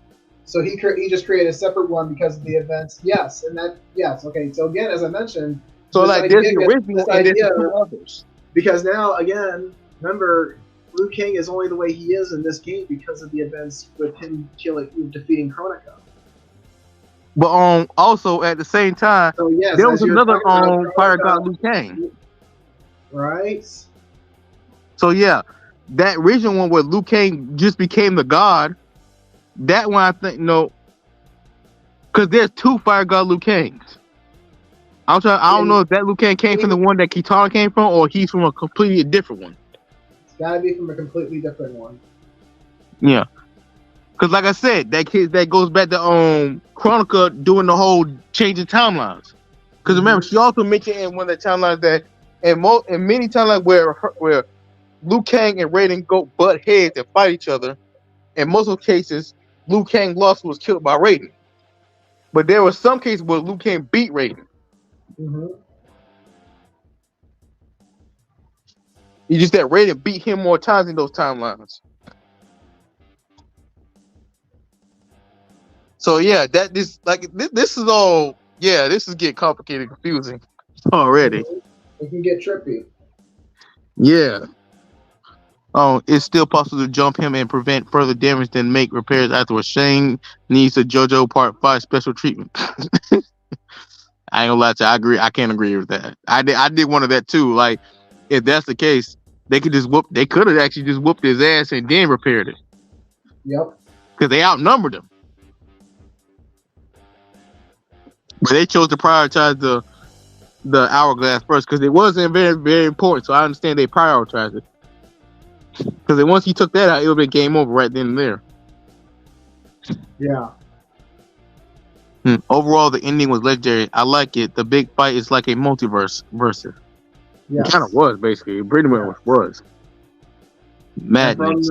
From the ending that you got, remember with Havoc as an alternate, as another Titan, we're going to basically have a Mortal Kombat between, they don't just have it between the realms. Like, it's going to be the whole, like, each Titan god is going to face off against another character. So, yeah, we can look at bigger, longer fights. Pulling characters from alternate universes. Exactly. Alternate If most of them haven't been taken out yet, because you saw a lot of, I don't know if you saw a lot of dead bodies from all those multiverses. No, like I said, I didn't see the ending of the stream. Yeah. I was looking to get the secret ending, though, to be fair. Yeah, once I read up, I was like, and they revealed that, I was like, oh, yeah, so I guess there will be a Mortal Kombat 2. They're gonna I bet you they're gonna make a Mortal Kombat 2, and then in it's probably gonna be 6-7 years from now, there'll be a Mortal Kombat 3. Yeah. Because remember, they're not gonna be fast paced like dropping sequels like they did back in the days. Well, back then, game sequels used to come pretty fast. Even then, they didn't. They weren't. Well, yeah, that's true. But these are much more complicated times. Well, these games would require more time to, program and create the graphics. Exactly. So they got to write and then produce the story, the storyboards and everything, and actually then go into the systems and CGI up that shit. Exactly. And Shao Kahn reduced to a general. Yeah, that what got me still. He got reduced to a damn general. Yeah, it made me wonder that he'd usurp Sindel or kill Sindel and make himself become king, but because he's not the legitimate king, this is where he would institute himself as a Khan, and he'd be Shao Kahn, just kind of like the way he took over, similar to how he took over in the backstory for the live action movie from the 90s. Yeah, but see, here's the thing though. Again, this was like a whole retelling of everybody's origins, Yeah, because like Mortal Kombat 11 kind of did fuck up some lores, because like how it was originally explained, Shao Kahn killed her husband and took over, but now they got Sindel saying, "I killed my husband, I killed your father." So and it got me thinking like, okay, then which is it then now? Because you saying that Sindel killed him. Well, again, this Sindel is a different timeline than the previous one. It's true. Sindel did say that right in front of Kitana. That's when Shao Kahn smashed Liu Kang's leg. Sindel said it right in front of Kitana's face. I'm just saying.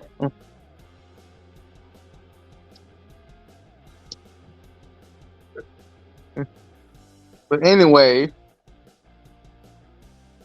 like my brother was saying, the game said that she killed Jared. So now, which contradicts Shao Kahn killing him. So that leaves a point of that. I always wonder, like, well, okay, which is it? Right.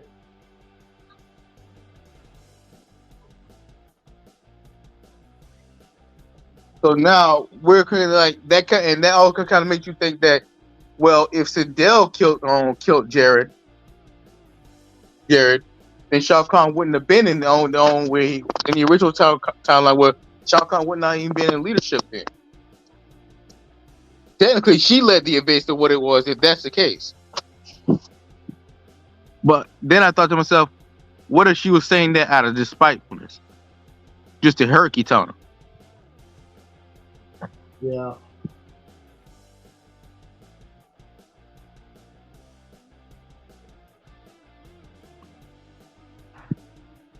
But it's still like a huge downgrade seeing him be a general. Like, I thought he got downgraded in 11 where we had Kotal Khan in charge. Mm-hmm. And then we had the Khans face off his own who's gonna be the real Khan. I was like, I mean, I never liked the Kotal Khan to be real with you. Mm-hmm.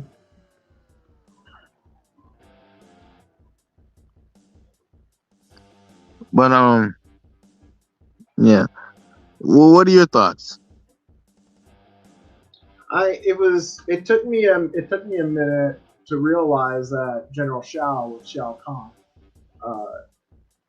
and again, as a character deconstruction, it kind of made sense.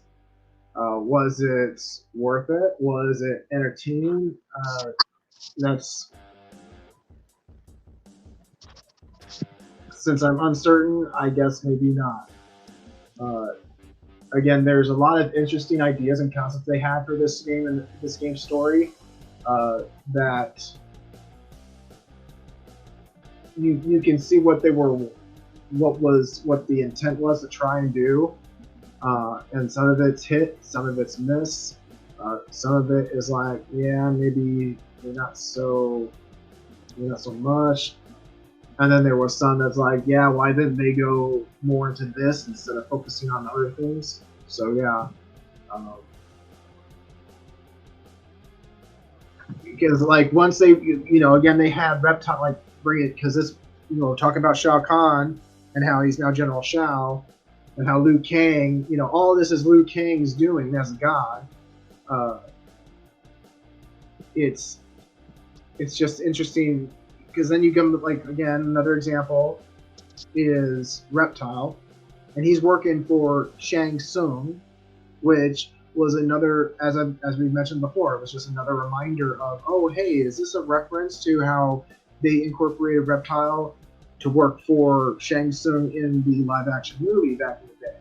There was just a lot of, it's like, huh, you pick up on or notice certain elements because you've seen them before, you know what I mean?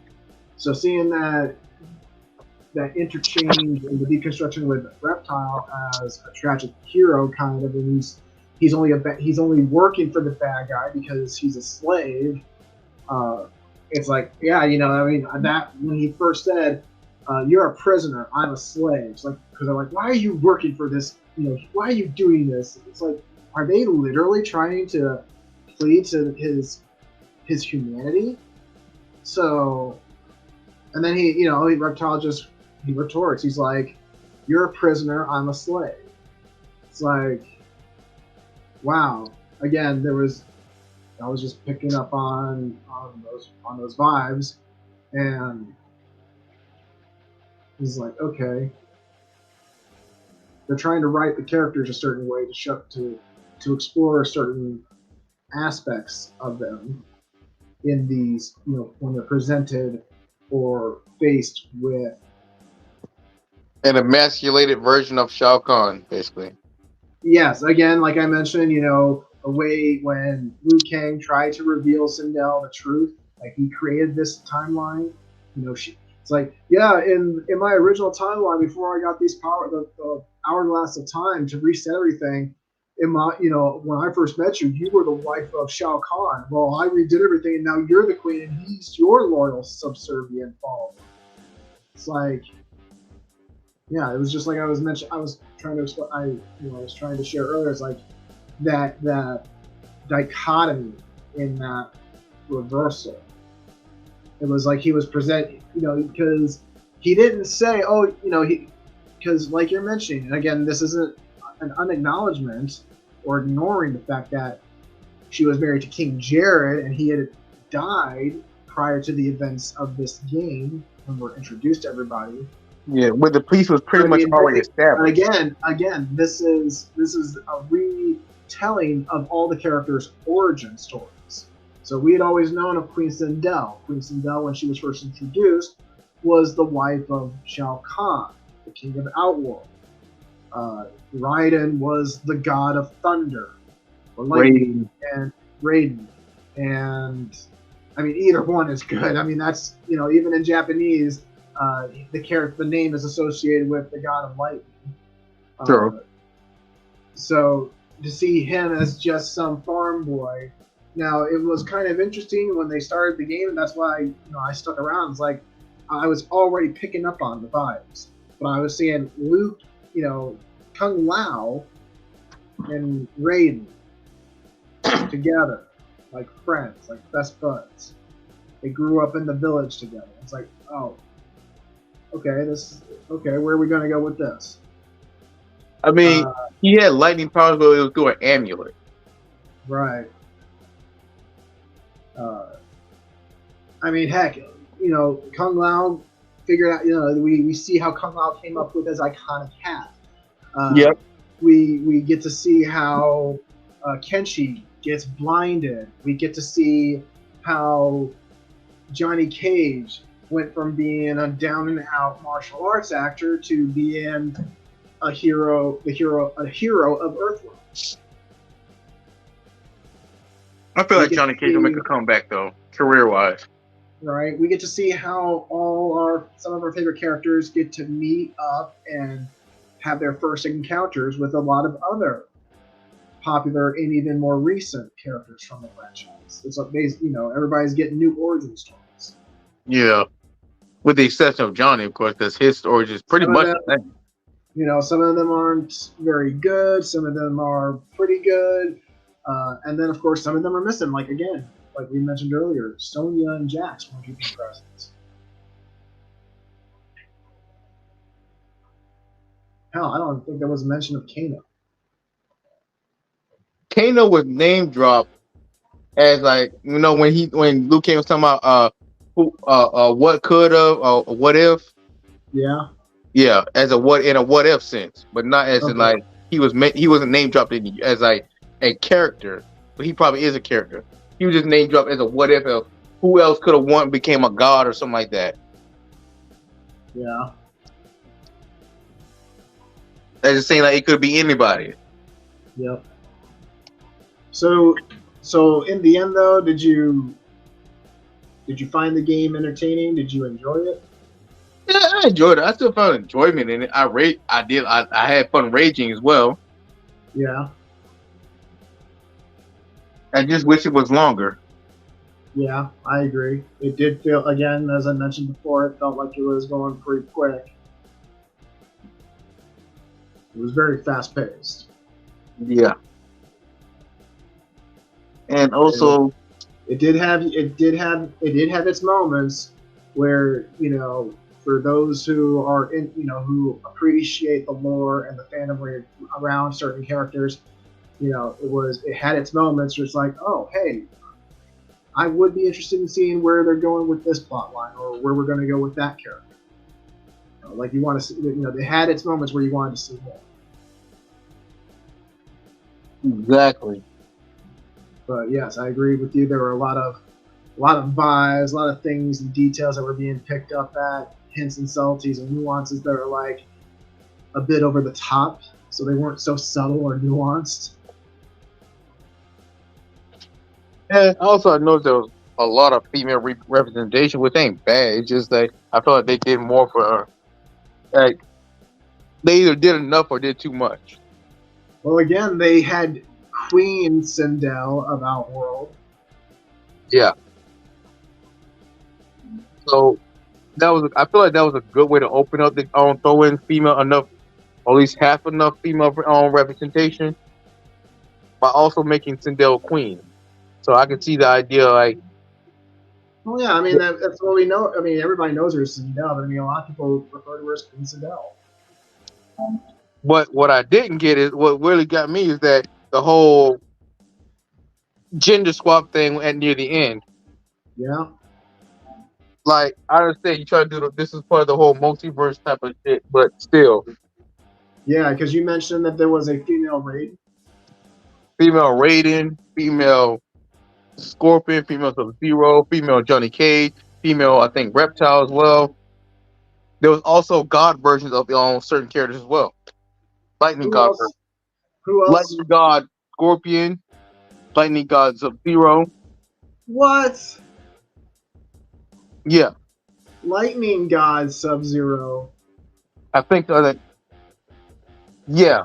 'Cause I know there was some Lightning God counterparts. Yeah. Like that was just like crazy. I said, okay, y'all, if you're gonna do all this, man, you might as well just did a whole character on way for character creation. If he was a wind god, I mean, because he's Sub-Zero, so maybe something with ice or wind, Kind of like Baracho or that. Cause I know there was a wind god in Mortal Kombat. right? That's what I mean. It's like maybe Sub-Zero. It would have made. I don't know. It's like I was surprised to find out when I read up the story. I was surprised to find out that he's fire god Liu Kang. It's like, oh, well, he was, he did have some fire moves in the original games. But I understand, like, I know he had supposed to have lightning powers too. Right. I was saying, what happened to lightning powers? Right. But when they supposedly substitute the lightning for the time abilities, I said, okay, that's good. But then when he gave that up, I was like, well, dang, man, you're just a fire god. Exactly. I mean, that's still okay, but it just kind of. Well, you can't really. It does sound like a lot if you're the god of fire and the god of time. But when you give it up and just stick to being a fire god, that just. Well, yeah, he felt. Like he says in the story, he knew that he want to go mad like on Chronicle. He was, he felt he knew that whether it was him or someone else, he knew that it would result into being and making choices like she had done. It would drive him, he would go crazy because it's like, so he just removed temptation. He gave it up. He gave up that power and gave it to Geras. Right. So because Geras, Geras was a character, at least as they explored him and revealed and how he turned out in Mortal Kombat 11. Pretty much neutral. He proved to Liu Kang that he was worthy of being the guardian of the Hourglass of Time. So he's the protector of time. And, when an emergency arises in Liu Kang's timeline that he's now a god of fire in, he's got that constant contact with Geras. So that's like, hey, man, what's going on here? Let's investigate this. And then... get the actual answers before making a decision to just suddenly use the Hourglass of Time. Yeah, but this also makes Geras a champ, though. He gives back the Hourglass when it's needed, right? Yeah. Yeah. He kept it. He held on to. He found the power that Liu Kang gave up, kept it, but stored it away. Didn't even bother, taking it for himself or none of that. Mm-hmm. And for all this time, he held on to it waiting just in case if Liu Kang need it back. I say, okay, Geras, I fucks with Geras. Because, like, that's some real shit. Because, like, you could have been hella powerful. You could have overthrew Liu Kang and everybody. Right. You had all the time at your disposal. And so that's what makes, and so why Nargon, or why, beat on Liu Kang about it? Because he gave it up. If he had kept it, would he have not, done that exactly? He knew that he would be susceptible to making those kind of choices. So that's why he gave it up. And he just so happened to give it up to somebody he knew would not abuse it. Hold up. King Sprint just said something interesting. Right. But King Sprint just said something interesting. Speaking of Wind God, where is Fujin from Shang's time aftermath timeline? We see evil Raiden, but no evil Fujin. It's weird. Mm-hmm. I think there was something explained about aftermath being completely wiped from continuity. But yeah, because like one of the evil bad guys was evil Raiden. Mm-hmm. That Shang Tsung bought back. As well as I think another counterpart, Quan Chi, evil Quan Chi. No, there was a good guy Quan Chi. There was really a good God, a wholesome good God Quan Chi Mm-hmm. on Liu Kang's side. And I was like, hold up, wait, so there's a good guy Quan Chi that became a god? Well, I'd be damned. Right. I was like, well, dang, maybe this timeline ish ain't so bad. It may be a little interesting. I wonder how that Quan Chi became a good guy on God. But I think he got killed though Okay. in the battle. So yeah, it still wouldn't hurt the dwell on it. But then if they dwell on him, they're gonna have to do every last one of them. Yeah. And I think nobody gonna want to go through all that. Right. And again, it can get very complicated. Yeah, it just piqued my interest. It's all. Yeah, and that's there's nothing wrong with that. That's a good thing. And there was a lot of it's just like there was a lot of ideas and concepts that they touched upon that, again, like I've said before, in this game, regardless of the writing, regardless of the tropes, regardless of the woke stuff that they were throwing here and there, it's Right. like it had its moments both in the game story and the actual cutscenes, in the actual video, movie storyline, like all that stuff, and the way it, even the programming for the fight portions. Right. The game has its moments that's like, yeah, you want to see more. And it's like when you do, it's like, oh, hey, then you just see more of what was like. Did that need to be there, or did you have to do it? Did you have to design a character that way? Or why did you write a character like that? Why didn't you do more of this instead of only brushing over it? It's like it had its moments, like, and I would imagine that if they really care about their audience and the fans, it'd be like they'll see the stuff that people wanted more of. And the thing is that people were like, yeah, I could have done less of that. I mean, like, some is okay, but then do a little less than what you had here. It's like, okay, yeah, now we got the better recipe, a better way of, we got, like, how to write the next story out. Because it definitely, I'm pretty sure they're already going to be working on the sequel right now. Yeah. They've already probably got a storyline ready to go. Because the way they set this ending up is just like, it's definite sequel bait. And I would bet $1, at least $1.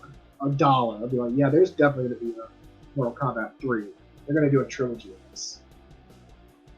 Even though this game is a sequel to Mortal Kombat 11. So it's just like, yeah, a sequel to a sequel.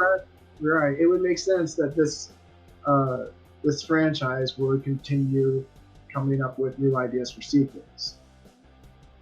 Well, now that they did a whole multiverse / multi-dimension concept, they should have a lot to work with, or at least something to work with. Right. I mean, there's one idea that just off the top of my head, they could take that one. They tried to do an RPG style of game, like they had some sort of Mortal Kombat game where you played as Sub-Zero as the main character, and it wasn't a typical Mortal Kombat game, where it was just fighting. So it's like, maybe they could, who knows what they could do, or what would be a good idea to pursue. But there are but there are still possibilities.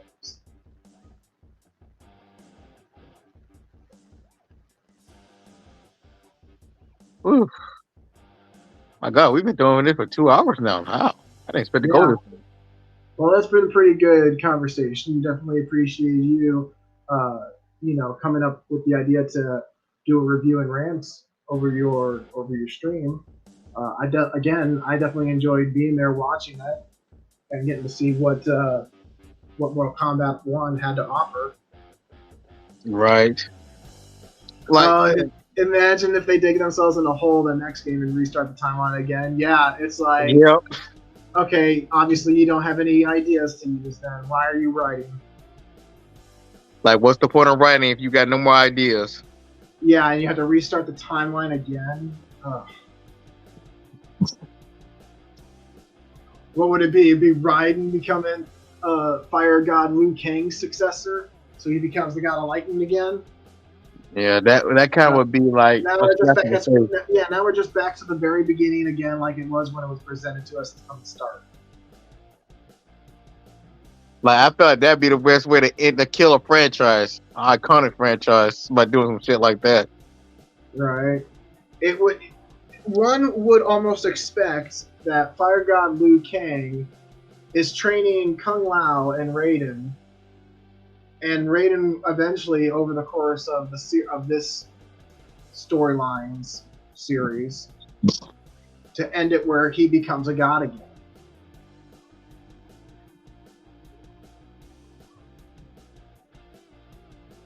Or to have him progress, whether it ends that way or not, but have him progress where he regains godlike abilities. Right. Right. And then, or I haven't played a lot of Mortal Kombat or followed the most recent games up until the release of this one.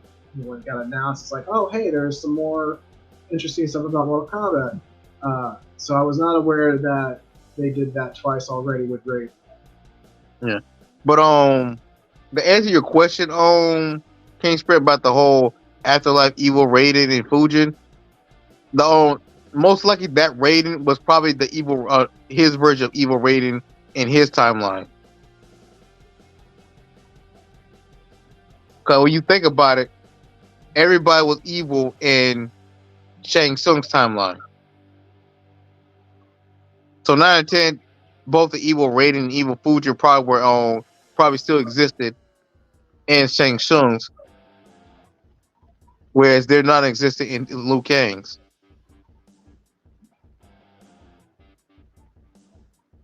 Because even Shang Tsung in Liu Kang's timeline, as Fire God, his Shang Tsung was not even supposed to be able to become do magic. Evil. He wasn't supposed to become evil and become a powerful sorcerer like he did before. He was just a scam artist and peddler. Right. Still a bad guy, technically. He's just a scummy one. Well, again, the characters are younger. They're in their youth again. So it would be, I think Liu Kang's intent was that in his timeline, because he knows where he's got Raiden and Kung Lao under his tutelage essentially from their birth. He knows where every other character is since the beginning of time in this timeline. Yeah. So he knows what he can follow up on Shang Tsung in his timeline anytime he wants because he's Fire God with access to the hourglass of time. Yeah. And it sounded like his desire would be for Shang Tsung to eventually, without access to those darker paths, to eventually reform. Because one thing that was interesting was that we see this Shang Tsung is as evil as he's ever been. Right? He's nowhere near the level of evil that Titan Shang Tsung is at, Liu Kang's counterpart. And yet he joins up with all the other good guys. So Quan Chi and Shang Tsung are technically the two bad guys at the beginning of the story, only to join all the good guys against the new bad guy, which are basically their counterparts, which is a version of himself, essentially. Yeah. Yep. But it's like, even though he changed their lives, Shang Tsung was still a scumbag. Let's keep it a stack. He still was a scumbag. Well, he's. He told a potion a lie to a dude who tried to save his daughter, and the daughter ended up dead. Right. He was still a scumbag. Come on. If he wasn't a scumbag, he's a scammer. Johnny Cage was the way he was. Yeah, pretty much. But more. Raiden is somewhat still the way. Still a humble guy. So yeah, and Kung Lao is still kind of a dickhead. Is, and yet, all these characters still have redeemable attributes. Even Kenshi is an example. He still fell down a dark path with the Yakuza. Yep. Now he's trying to get his clan to turn away from the Yakuza. So So wipe they the slate all the clean. characters still had redeeming still had redeeming. They could still be redeemed. It's just that for Shang Tsung, unfortunately, instead of Liu Kang being a more positive influence on him, a different god became a negative influence on him. And it just so happened to be himself, a version of himself, coming in and interfering with Liu Kang's desire or intent to provide a more harmonious, peaceful timeline for everyone. Instead, Liu Kang, instead of being a positive influence, he did what he could to remove certain opportunities from Quan Chi and Shang Tsung's lives, so that they be stuck where they're at.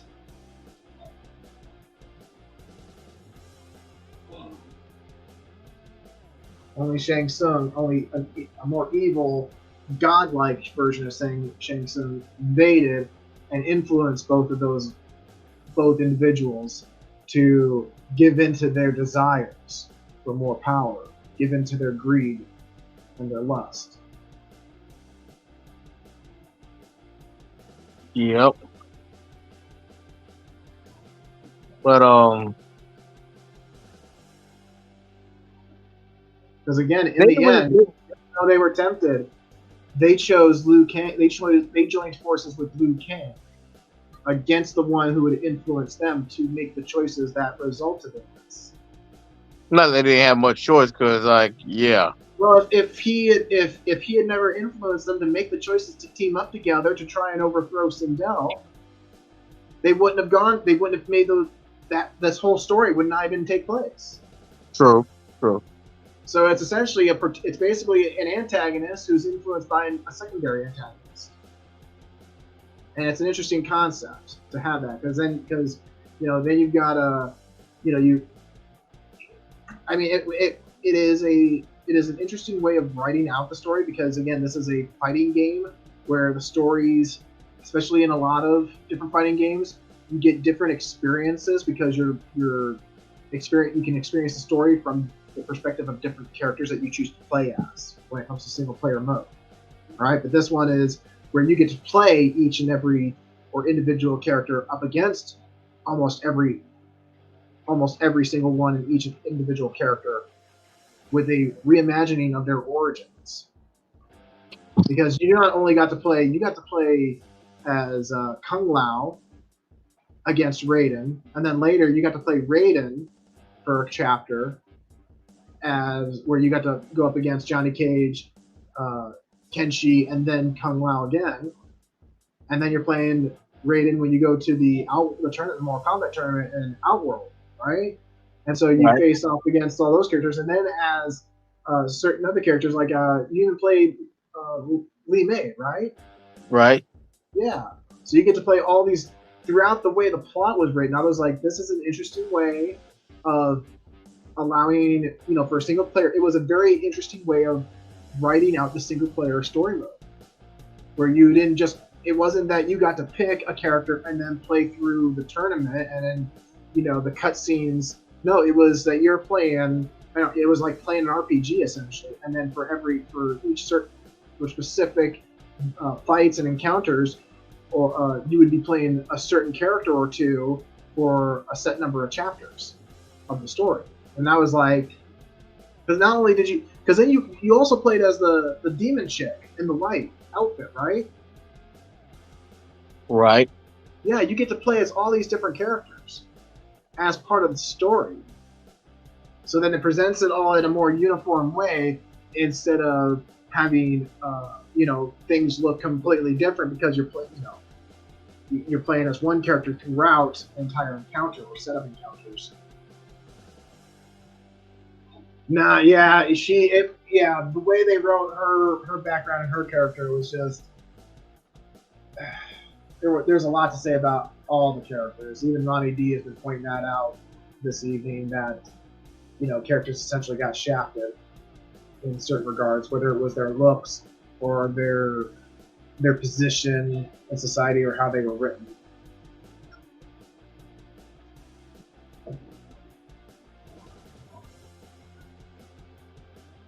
Either way, man, I really enjoyed being there at the Yeah. stream and watching her play the game. Yeah, but it's like with Lee May, it was like with her things that she was this former top tier general who got her position stripped from her because she failed to protect the king due to a certain situation that took place that probably was most likely out of her control. Even Jarrett said himself, "I don't blame her. I don't blame you. It was not out of your control. You couldn't have possibly known." Mm-hmm. Depending on the situation, we didn't see Yeah, know how the battle went down.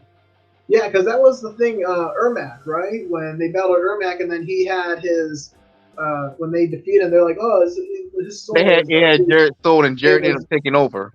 Yep, Jarrett took over. That was kind of a weird way to do Ermac and bring back the husband, I guess. Yeah, I wasn't sure that was a. That was weird.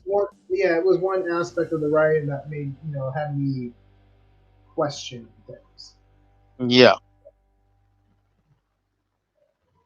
it's like the only victories, like she had victories in battle against the royal family and certain other characters, but when you look at her occupation, how things went for her, kind of a dead L. Like she was in this high position, then as you play as her, she's just downgraded. She's just demoted character. Yep. Demoted for her position and was replaced with a butt ugly ass version of Tanya. A she dude. Yeah.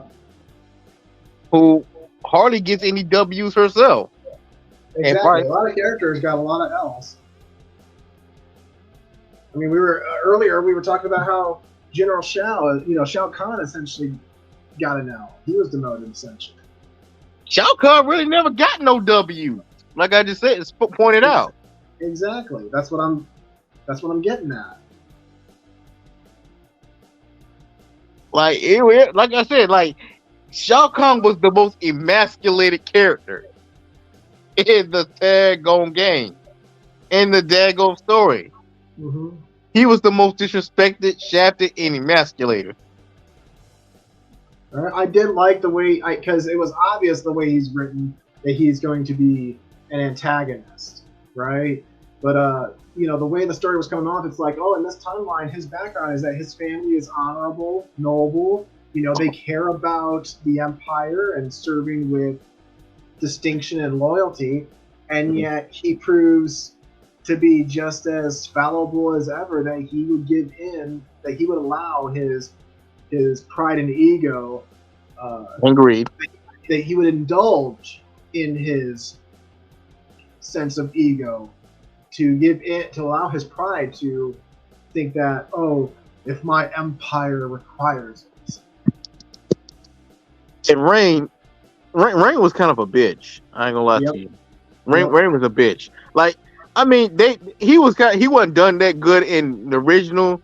He was kind of a side character anyway in the main timeline, but in this game, he was kind of a bitch. Yeah. Like, I didn't think it was possible to do somebody who was pretty much a side character and even dirty. And you wanted Jackson Sonya in the game, huh? Yeah, as I think about it now, it probably was better than not been in this one. It probably was better than not been in it. Yeah, maybe even Nightwolf. It's probably better that Nightwolf wasn't in here either. Yeah. Let's hope that they improve upon what they on the first game. Yeah. Because, like, I mean, Rain was always a bitch, but goddamn, I didn't think it was supposed to downgrade him even worse or do him even dirtier. I mean, don't get me wrong. 10 and 11 kind of did shed more light on him, give him a bit more recognition, especially 11. And that's probably why they had him present in this one to begin with, was because of how much attention he got in the previous two games. Because again, this is continuing from 11. Yeah, 10 he still was kind of a side character a little bit, but he did get more. He was still a lot more better than his previous one iteration. It's just that he still had a side character type role. 11, he was more so. He felt more like a main character. Yep. Yeah, he did feel like a side character here, but it wasn't a typical side character. More like, oh yeah, he's just another bitch. Yeah, but it's not. Is that in this story? It's just he just there. Yep. And from what it says that Sindel, he was highly valued. He was treated like a son by Sindel, even though he wasn't her son. And then he ends up betraying her. Just because some character motivations. Talking about to use his powers better. That's one of the things about the writing with this game is that it's noticeable when it comes to when they try to interject those woke ideas, like there is a lack of character motivation. It like the motives for certain characters just don't make sense. Exactly, it really didn't. He didn't make much sense. Right. As for the Tarkatan's new origin, that was kind of weird, but I can. But at the same time, I was willing to give it a chance because it was an interesting concept. Make it like a disease instead of a species. Well, it as a virus. That's what it does. Is that it separates them as a completely new breed. Yeah, like so basically the origin of a new species. Yeah, it was basically given a new origin for the Tarkatans. Yeah. It was a reimagining of the origin, that they were humans, or whatever, humanoids, who were infected by a virus, and it turns them into this. And from what they understood is that when this virus appeared, those who got it would die from it. And now it's like, oh, wait, no, some of us are still alive. It's not killing us. No, it's just turned us into something else. Basically, it's kind of that survival of the fittest type of virus. Like the strong survive and the weak die type of disease. Because just like it's kind of similar to the necromorph virus, when the humans on the spaceships in dead space their corpses get reanimated as necromorphs, right? So it metamorphosizes the body. That's why they end up, having they essentially end up getting a different biology. Because a virus is literally just DNA. It's just a strand of DNA. It's literally, whenever you get a virus and it gets into your system, it's literally attaching itself to the DNA of the rest of your body. Right. And so because DNA is just code, it's like computer code. You put that bit of code somewhere in the DNA, it reprograms the whole thing so that when your cells are dividing and generating new tissue, they reinterpret your original DNA code with that new strand in there. And that's how, that's the intent behind viruses on how to reproduce, that they put themselves in your cell and go from there. So yes, the idea, it's an interesting, it's like a sci-fi. It's like adding science fiction to a fantasy fighting game, where there's supernatural and magical stuff going on. Well, you got a virus that's literally mutating people. Yeah, that's a sci-fi element right there. It's sci-fi, but yet down to earth, in a sense. Well, it makes sense because these are the real thing. These are a real thing. Right, they're able to explain it in a very simple manner, especially with the story, because it's essentially the virus just mutates those who survive, and you end up with someone like Baraka. Yeah. Who in this origin story was a wealthy merchant. Yes, that was an interesting take. Yeah, it's like, wow, we turned a bad guy into a good guy. Again, all these characters, the way their motives. I like the Baraka though. I like the origins. It's all post-runner character deconstruction. Again, like I said, yes, I agree. That was one of those moments that the game had that made me, curious about what more they would show and reveal.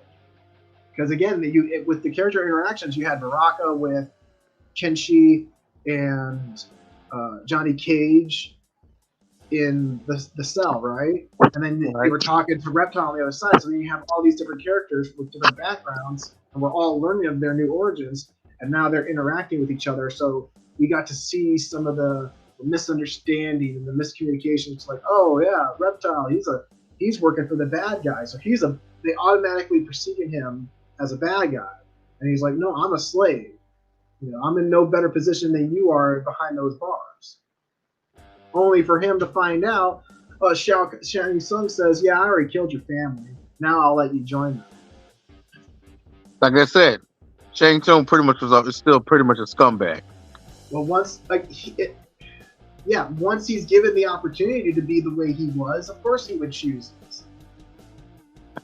But he wasn't given much other choice by Liu Kang, and the only influence he had was a negative one from himself, to go and be the very evil person that, you know, keeps causing all these problems for Outworld and Earth.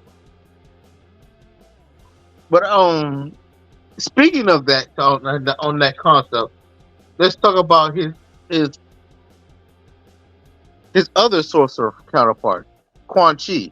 I noticed he didn't get much of a own origin story. No, they didn't. They didn't throw him in. Yeah, you could see that they're reimagining his origin, especially with his appearance. Like, oh, this is how he ended up with the white skin. Yeah, you know, this is why he looks like a ghost. But they didn't, other than the demoness chick, they didn't really explore much of his background and like why, you know, other that, like, it was more of the focus and attention. Again, lack of character motivation. But they just like, oh yeah, Titan Shang Tsung influenced him the way he did with Liu Kang Shang Tsung. It's like, oh, okay, that's it. Okay, you know, like, it's just give no explanation. It's just hinted at from like when Geras is looking at the hourglass of time to see who the mysterious or external influence was, like who was meddling with things. You know, all we get is the shadows of the interaction that they show for Quan Chi, right? But we don't actually hear, see, or nothing is divulged about where he's from or what led him down that path, like we did when they showed us Shang Tsung disguised as an old man claiming to be selling guaranteed cure-alls. Because that was definitely an interesting bit. Right.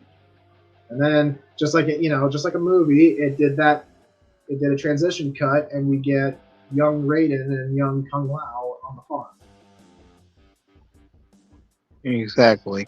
So they didn't, you know, and one of the critiques that you brought up was that the game was rather short. You know, you played it for like 5 hours. You said 5.5. Well, technically, right, almost like 6 hours, but that's because like complications and fighting. Just the story portion. So again, the majority of that time you spent was playing the fights, right? So the actual movie parts, the story parts were, you know, probably less than 4 hours, right? Right. Maybe even less than that. And there was very little presented in how, like, maybe it would have been nice to have further chapters exploring like the whole thing with Quan Chi as well. Like, where did he come from? All we got was someone else telling us about him. Because it was that demoness chick who was just like, oh yeah, he corrupted my realm, and so now I'm out to kill him because that'll purify me. I ain't gonna lie, I did like the demoness chick though. She was pretty cool. Like, she was kind of that side redemption story type character. Yeah, she was mid. Yeah, but it's just that she was interesting. She was interesting, but gameplay wise, huh? They were all interesting. They all had. Interesting, but you say her gameplay was kind of unique and new to me. Yes, but it's just that she was still a stereotypical type trope character. Mm-hmm. You know, had an evil past, wanted to redeem yourself. Going to path to redeem yourself, you know. Typical. And then you had the same, you know. Then you have someone like that vampire chick who can now be in the sun. Is like, just because we drink blood doesn't make us evil. And it's like, How? Yeah, his version of Nekita or Natara. Right. So it's like, wait a minute, huh? They're I'm trying to sorry, what the explore. fuck? It's like they're trying to explore the same concept from. It just it gets convoluted. You know, trying to go like it's like they're trying to be deep without being deep. Well, they're trying to be like Twilight, No, not really. That's not what I was thinking of. It's like just where they don't eat like how human blood, but feast on animals. even Megan Fox's voice acting was just it was off. Like she sounded hella young and ignorant. It didn't sound good to me at all. Like I was like, what the hell this bitch is talking about? There wasn't any emoting either. It was just like somebody reading from a script. There was no getting into character. That's why I had the energy of like, that kind of shut up and fight type energy. Right? But yeah, it's just Natara. She gave me like 5 cent Twilight vibe. Yeah, well, the fact that what they're doing was considered bad, it's like, and yet they're going to try and pretend, play them off like, oh, they're only doing this because they, anyway, yeah, it's just because you already got that, you're already doing one aspect of that trope with that demon nest in the white, trying to purify herself. Oh, if I rid the world of evil, it will cleanse my soul, and I can be reborn. Like all that goes that they were doing too much of trying to do the whole redeem bad guy trope within the whole story. Yeah. Redeeming every bad guy. Mm-hmm. Even bad guys we didn't know too much of. And then having bad cared about. And then putting bad guys in their place only for them to, rise up and try to overthrow the government. Like it's like what are you're still having them do exactly what it's like, why are we even bothering? You basically just wasted resources and a possible story that could have been better fit if you just kept at least some of them evil and some of them redeemed. Mm-hmm. Like I like how they redeemed Reptile. I like how they redeemed Baraka. But that's kind of it. And Scorpion and Smoke. But that's kind of it. Everybody else was just there or recyclable characters. Mm-hmm. And it made you look like what was the point of all this role reverse and shit we're doing? Right. Like you wasted our time. You kind of wasted our money when you doing the whole role reversal. Again, there were moments that it had its moments that made you want to see, that made me want to see more, and then the more I saw, the more I was picking up and going, oh yeah, didn't want that, didn't want whatever kind of thing. It's just like, yeah, I get where you're coming from. Cause like the moments in chapter, the character I liked playing as was Sub-Zero. I ain't gonna lie, Sub-Zero's gameplay was pretty cool though. Scorpion, most definitely. You could tell I enjoyed playing Scorpion. I don't know if you saw me play him or not. Liu Kang, probably the God Liu Kang, and who else? Johnny Cage, and well, I can tell you the thought I'm having now is that it definitely would have been a different game if the single player story mode had been done as any of the older generation Mortal Kombat games have been done, or any of the other fighting games have been done in the past. Again, the one thing that this game had, I'd say what had going for itself is the story was written so that you played certain characters at certain points throughout the story, so that you got to play everybody essentially. Yeah, you got to have everybody interact with everybody in certain ways, so that you could experience the characters and the fighting, their fighting styles and techniques at certain moments or in certain ways. So it was there again. It was another one of those moments about the game that made you want to see where they were going to go with it. So it's definitely easy to see and point out a lot of the good aspects about this game.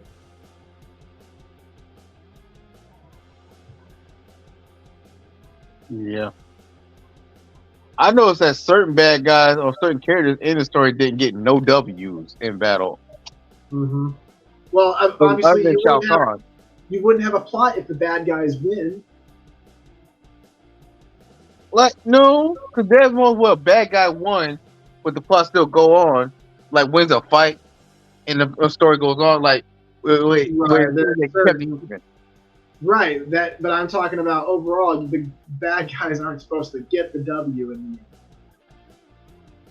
Like, I'm talking about, like, win or get a victory in a fight where the story will continue going on, where it just gets, the rabbit hole gets deeper and deeper, and the stakes get higher and higher. Right, and yeah, But there was no such stakes like that. Right, because Other than the hourglass. they kept it very short. Other than the hourglass, yes, they kept it very. That would be one thing, and the fact that they kept it very short.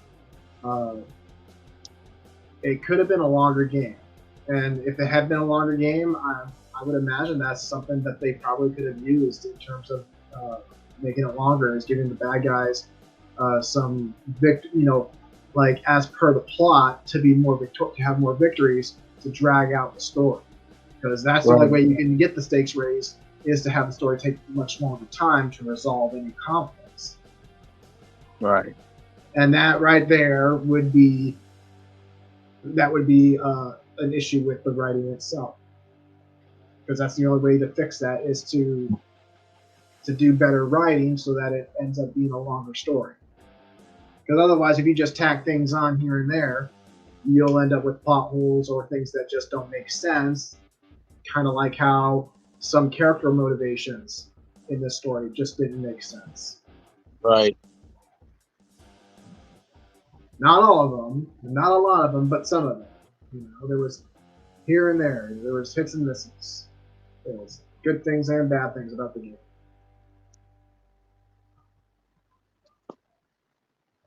Other than that one, what else? What other games do you have planned for the future? I plan on doing the Bardock saga on Kakarot eventually. Okay.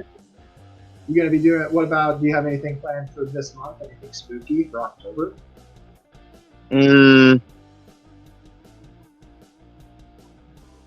Other than Digimon gameplays, and hoping when Spider-Man drops, Spider-Man's gonna drop late in October, so yeah.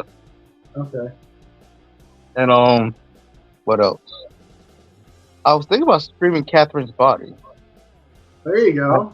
That's a little psychological, little creepiness to it. Yeah.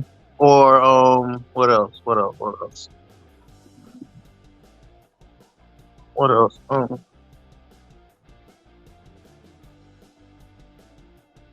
There's also God of War Ragnarok.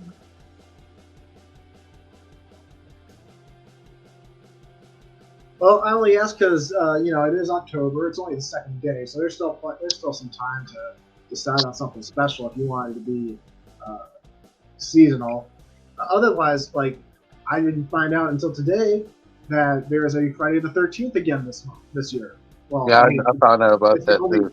I think it's the only one this year so far. So it's going to be in October, like it was, I think, last year too. Right. Or was that the year before? It's been a while, but I remember I'm like, oh wow, another Friday the 13th in October? That doesn't happen all the time. Oh, guess who got One Piece Odyssey? Who? Me. Oh. Oh yeah, that was obvious. I'm actually thinking of getting, because it's still got a couple of days for the sale, that one game, Sea of Thieves. Yeah. It's $19 on Steam. Oh, nice. Yeah, I think I'm gonna snag it. Probably start playing it next year. I gotta get. I also got Vampire. Vampire? Yeah. What's that? I haven't played it yet, but you basically play this count who's been turned into a vampire and venture and take down other vampires. Like I haven't played it yet, but I've heard about it. Is it spelled with a P-Y-R, no E? Yeah, yeah. Vampire. Okay. And then I have Devil May Cry series. The Vampire definitely looks spooky enough for like, you should do something like that. You should play that this month. Like I said, I'm redownloading a lot of my games from the PlayStation 4, on the PlayStation 5. There you go. I also got Batman Telltale series. Do you have any Walking Dead games? Any zombie games? Not exactly. I got Murdered Soul Suspect. Okay. You don't have Dead Rising, do you? Nope. No? Okay. Just curious. I remember those were popular for a bit. I remember a friend gave me Dead by Daylight. Oh, there you go. I don't know when he wants it back or he's going to let me keep it. I don't know. Have you tried it? Have you played it? No, he just gave it to me. Okay. You should try it. Especially this month. That's another game you should try for October. Try it out. As long as he doesn't ask for it back yet. Yeah. But I got Devil May Cry, all 5 Devil May Cry. Oh, there you go. Yeah, Queen Ellarine was playing Devil May Cry. Yeah. Remember her? Yeah. Yeah. You like them queens, don't you? Huh? Because you were all about Queen Sindel. Yeah. Yeah. You know, but she was the only one that actually really hella good. She was done right. Right. It's like Ruby King said, she was done right in terms of the look. She was done right. That's true. I also got Ninja Turtles. So, the new Sword Art Online game. There you go.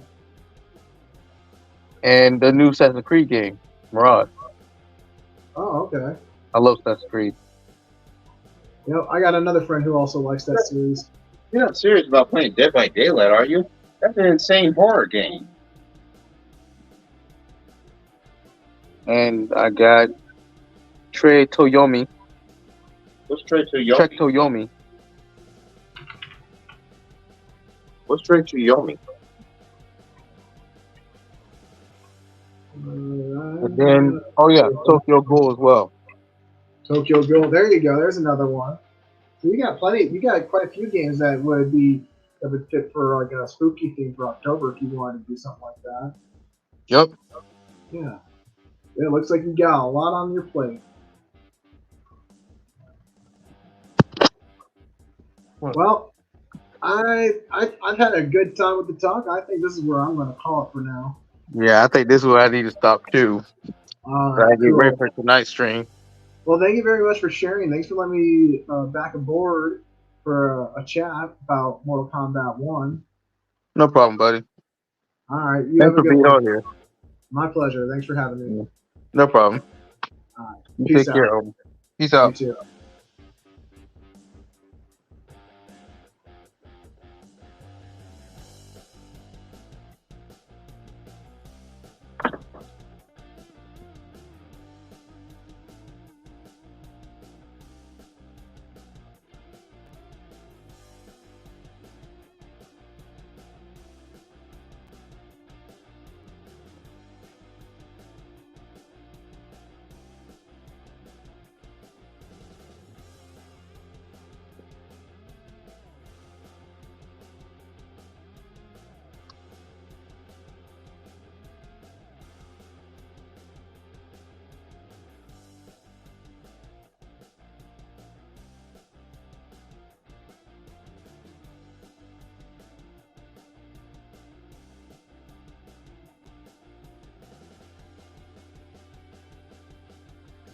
Well, that's about it. So I'll catch you guys later.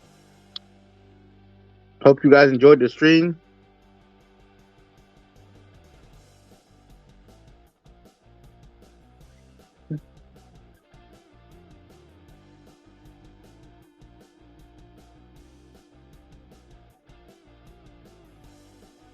And And that's said by the late great Stan Lee. Enough said.